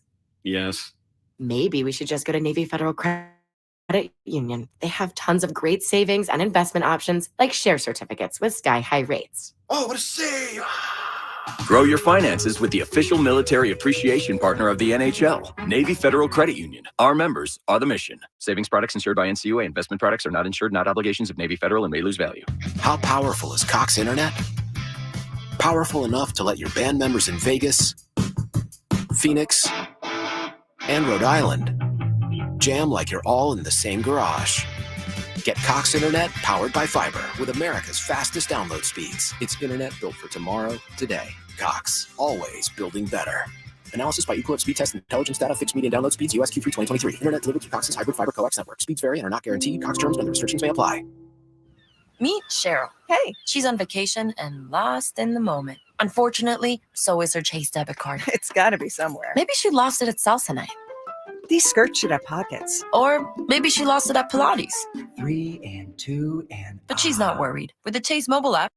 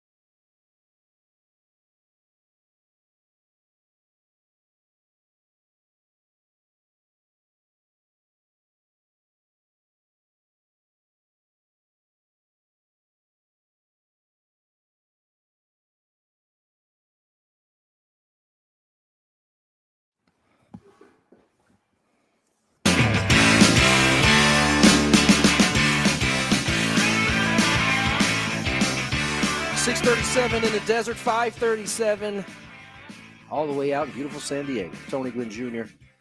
Matthew Skraby, Mr. Ello has departed. So you get us this last segment. Trip to Korea is like right around the corner. I'm so jealous. So jealous. I don't have an itinerary. We don't even know how the whole, like, how my participation in the show is going to be. No. The time slots. We're gonna have to figure this out on the fly. Is my guess. I told Chris just to be flexible. Just be flexible. Yeah, no, yeah. You got to be very flexible. I'm not gonna lie. I'm very concerned about coming back. Really? What do you mean? Because there's just so much stuff happening when we come back, right? You're gonna be trying to catch up on whatever time difference that you're gonna have on the way back. Yeah. We have Peter's ceremony. Mm-hmm. 2 days, I believe, after. I think that's followed by Fan Fest. I have some duties for Fan Fest. Yes. How are you doing with our invites to your roster? I'm working on it. Okay, I am working good. on it. All right, so. Working on it. I can't guarantee anything. Okay, can't thank guarantee you for at anything. least There's working on some it. pretty heavy hitters involved in this. So yes. you got that, right? And then open a day is like right beyond that. So and then you're launched into the season. Yeah, and then there's no turning back at that point. I am there. That does sound I'm more just concerned about that because ultimately we end up getting to be home, I think, for like almost 2 weeks because of you're finishing up the exhibition season. I think we got 2 series at home to begin with. The Giants. Yeah, Cardinals. Giants, Cardinals. And then I think it's just a one-spot stop on the first road trip. I think it's San Francisco. Giants, yeah. And then Giants, and we come right back. One home stand So with that's the Cubs and then back on the road. It's a good thing. We'll be home for a while, so you have a chance to catch up as much as possible. I have a feeling it's going to be way more difficult for you than it will be the players because you have a lot of duties that you're going to have to like actually be awake for. They can sleep in, and if they need to catch up on sleep, right? Yeah. So, yeah. Well, they're well rested, so they find ways to get their rest. That's for sure. Do you? So you don't know where you're staying in Korea or anything like that? No, I mean I know the hotel. I've seen that, but I don't know. Like, I know we leave the night after Wednesday or after the game. We leave after the game that night. The Dodgers, I heard, are leaving the following morning, so they'll get there.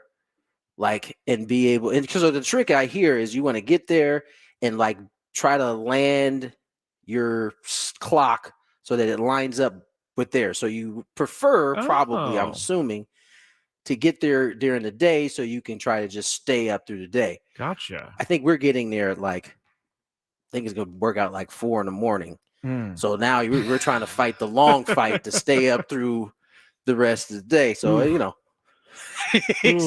Exactly. I remember one time I went to London and I've never been more tired in my life with the jet lag. Jet lag is a real problem. It really is. Oh, for sure. When I first found out jet lag was a real thing was traveling in AAA. Because you get those 2-3 a.m. wake up calls. And most of my time was spent in the PCL, like on closer to the East Coast. Like I'm in the Pacific Coast League, but I'm playing in Nashville. So it was great when we were going from Nashville west, like if we were playing Vegas or we were playing Sacramento, because you were losing time. But on those flights back, like clockwork, we were on one of those flights where we would like be landing at like 5:30. You got a 7 o'clock game. So you're just going, get your bags, you go straight there. Are you saying 5:30 p.m.? PM. Oh my PM, goodness, like that is kind 3 of o'clock, close. 3 a.m. No, it's cutting very close. There's many times we showed up like 45 minutes before the game start, and it's just show and go. And I just remember how terrible. Like it wasn't hurting. You just felt like yeah, when you're out there trying to execute at a pretty high level. Yeah.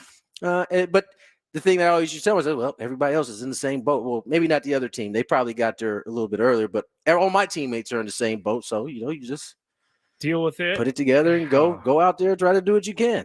Yeah. Those days you got one or got a hit, you like, okay, I'm good. Oh, I'm pretty good. Not 0 for 4 today. Let's go.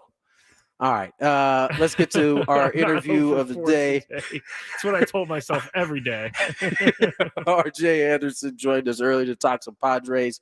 Before we get to him, here's some traffic. From the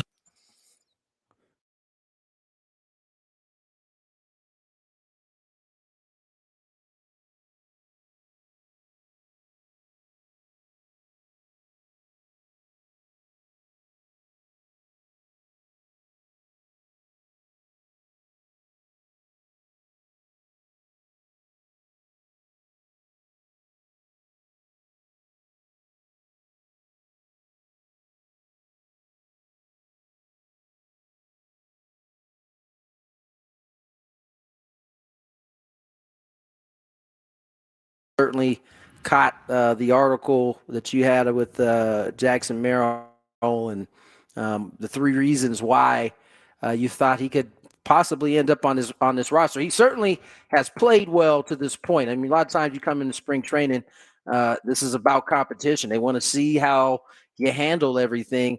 I tell you what, for a young man that hasn't had any big league experience, he's done a pretty good job of kind of just taking it all in, and he's playing some pretty good baseball right now. Yeah, you have to do some things right for Fernando Tatis Jr. to be calling for your Right. spot on the opening day roster on a national broadcast. But yeah, he's a very talented player. You know, he's been on the ascent in spring 2021, I believe it was. You know, he kind of came out of nowhere in the late stages of that draft cycle and turned himself into a first-round pick. And since then, you know, he showed why the Padres are so high on him. You know, really talented contact hitter from the left side, has full power, might end up having more power than we think if he can, you know, add a little loft to that swing. And he's a good athlete, as you've probably seen in the outfield. And, you know, there are a lot of scouts who believe he'd be an above average shortstop. And maybe he will be in time. But, you know, for now, they're using him in the outfield. And, yeah, he's got a chance to be a pretty solid player over the long haul.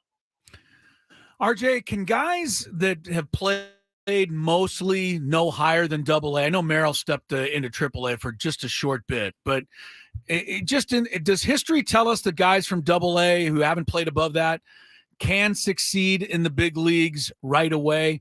It seems to me that younger players, just in general, are contributing a whole lot more than they ever were asked to before, and a lot of them are coming through. I think of the kid in Texas as Evan Carter, you know, but he comes up midseason, ends up starring in the World Series. I mean, can Merrill do it from Double-A?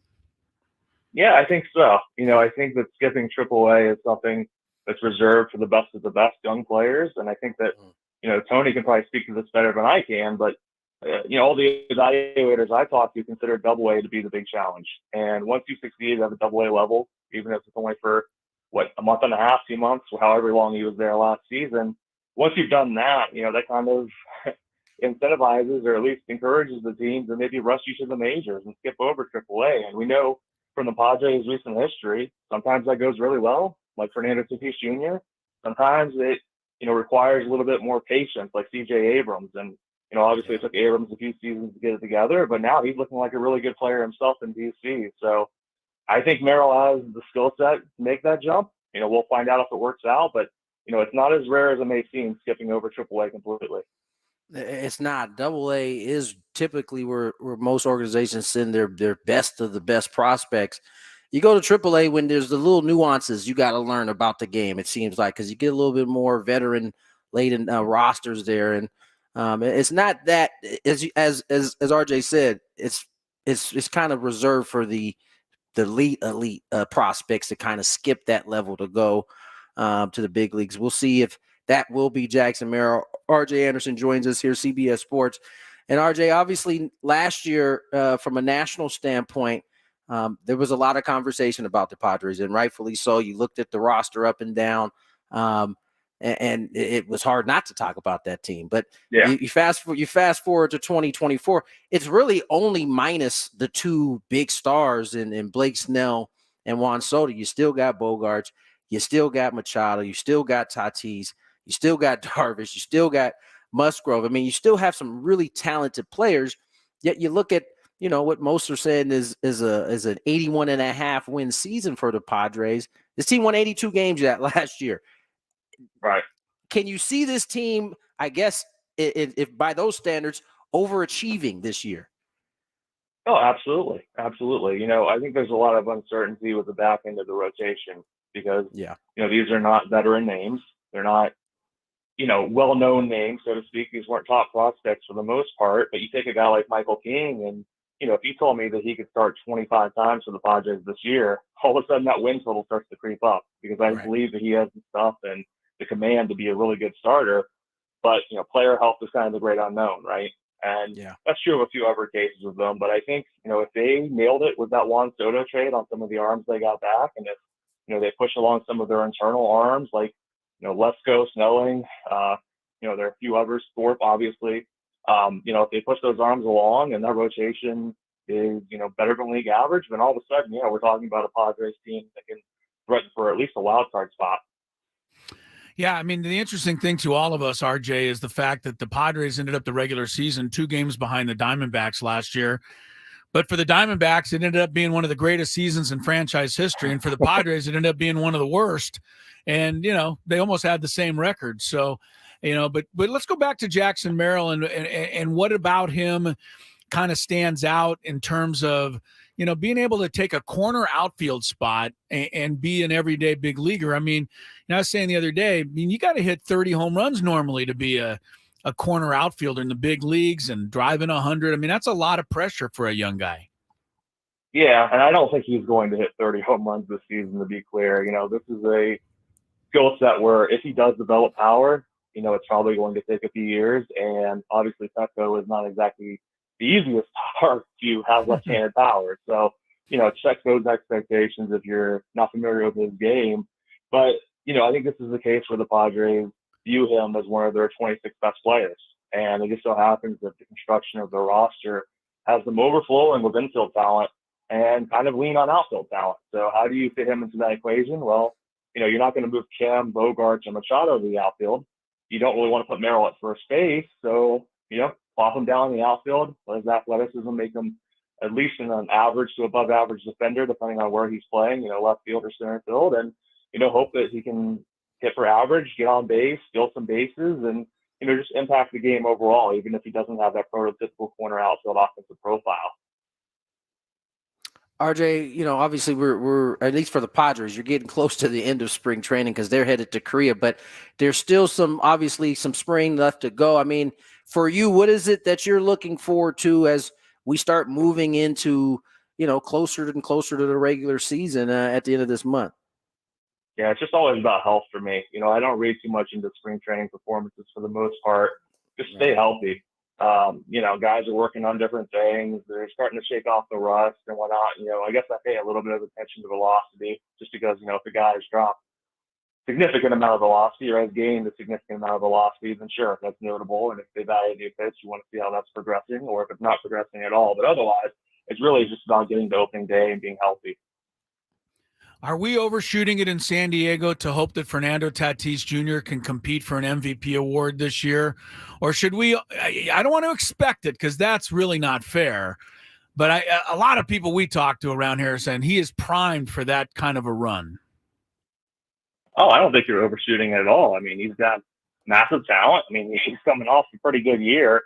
It's just a matter of staying on the field, I think. And if he can do that, then sure. Why wouldn't he win a Cy Young award? Why wouldn't he win an MVP award someday? Because he's that kind of talent. You mentioned some of the arms the Padres got back. You know, Michael King was one of them. Randy Vasquez, Johnny Brito. You got Thorpe in that deal, and we've got a chance to see all 4 of those guys throw the baseball, and they've thrown it well. I mean, obviously Michael King is probably the king piece in that deal. How do you think he transitions? I know he started toward the back end of that season, and you mentioned if the Padres can get 25 starts. I mean, what kind of stuff can you see this guy actually working into as if he's able to get 25 starts in the season? Yeah, I mean, he was really strong to end last year with the Yankees, and you know, he's got a really good fastball, a really good arsenal. He throws strikes. You know, he can locate within the zone, and you know, it's basically your prototypical middle of the rotation starter. It's just a matter of staying healthy. And unfortunately, he's had some arm issues in the past. That's why he was in the bullpen in the first place. He's a little older and further along in his service time than most people realize because, he's had those injury issues that kind of kept him on the sidelines at times or limited his exposure. But if he can stay healthy, if you can get 20-plus starts from him, you're talking about someone who's probably going to be an above-average starter and above-average contributor. RJ Anderson from CBS Sports, our guest, talking some good baseball here. And RJ, real quick, I'm going to leave the Dodgers out. I mean, we know what the expectations are for them based on all the money they spent. The two teams we're not as clear on are the Diamondbacks, who were in the World Series, and also the Giants. I mean, to me, those teams have similar over/under win totals as the Padres. What are your thoughts on Arizona? Being kind of a team that might have a little more of a target on their back, and the Giants added Chapman. Was that a big deal? And how good do you think they can be? Yeah, so the Diamondbacks, I think you're right that they're probably benefiting from the playoff run last year, and fair enough. I thought they had a solid off season. They added Eduardo Rodriguez, who was somehow kind of underrated as a middle of the rotation cog, despite spending most of his career in Boston. He's always been an above average pitcher basically throughout his big league career. Jock Peterson, Eugenio Suarez were good additions as well. They beef up that lineup a little bit. I think they're probably the second best team in the NL West right now. With the Giants, it's a little riskier, I would say, because Chapman, for as good as he's been, the strikeouts are an issue. And when you look at some of his pitch level data, I mean, he has significant issues up in the zone. And right now, this is a high fastball league, right? And whenever you have that combination of issues, swing and miss, and specifically with, high fastball, swing and miss, you start to wonder, what's this going to look like as he ages further into his 30s? And then, they added Lee. I'll give him a shout out, the center fielder from Korea. He has really strong secondary skills. He can run. He's going to be a good defender. There are some concerns about how his bat is going to transfer, especially in the first year or two. And I know I just point to Kim here with the Padres. I mean, his first year offensively was really poor. He figured it out in years 2 and 3, but there's a chance that there's a similar growing arc or whatever you want to say for Lee. So we'll see. I kind of think San Francisco just has wider error bars than anyone else in this division. And, if he told me they finished third, fair enough. If he told me that the Padres leapfrogged them, I'd buy that too. Yeah, it'll be interesting. I have the same questions for Lee as well. I mean, because in the Padres case, they had some guys that could kind of fill the gap there for Ha-Sung as he tried to work his way through. I don't know that the Giants are in that same boat. RJ, appreciate you coming on, man. We always enjoy having you on. Let's do it again here during the season. Anytime. Thanks for having me, guys. Good stuff, RJ. No problem. RJ Anderson, CBS Sports. You heard it. RJ Anderson, CBS Sports. Breaking down how Jackson Merrill very well may end up on this roster. I think it's not a guarantee, but it's probably the closest of any of the guys battling for a spot. Who else they got? He's earned. I mean, even if he wasn't, he's earned it. True. He's looked like he belongs. Yeah. That's gonna do it for this evening for Tony Gwynn Jr. For Matthew Skraby. You're gonna get more of them on the Chronicles coming up next. We'll do it again tomorrow. Have a good night.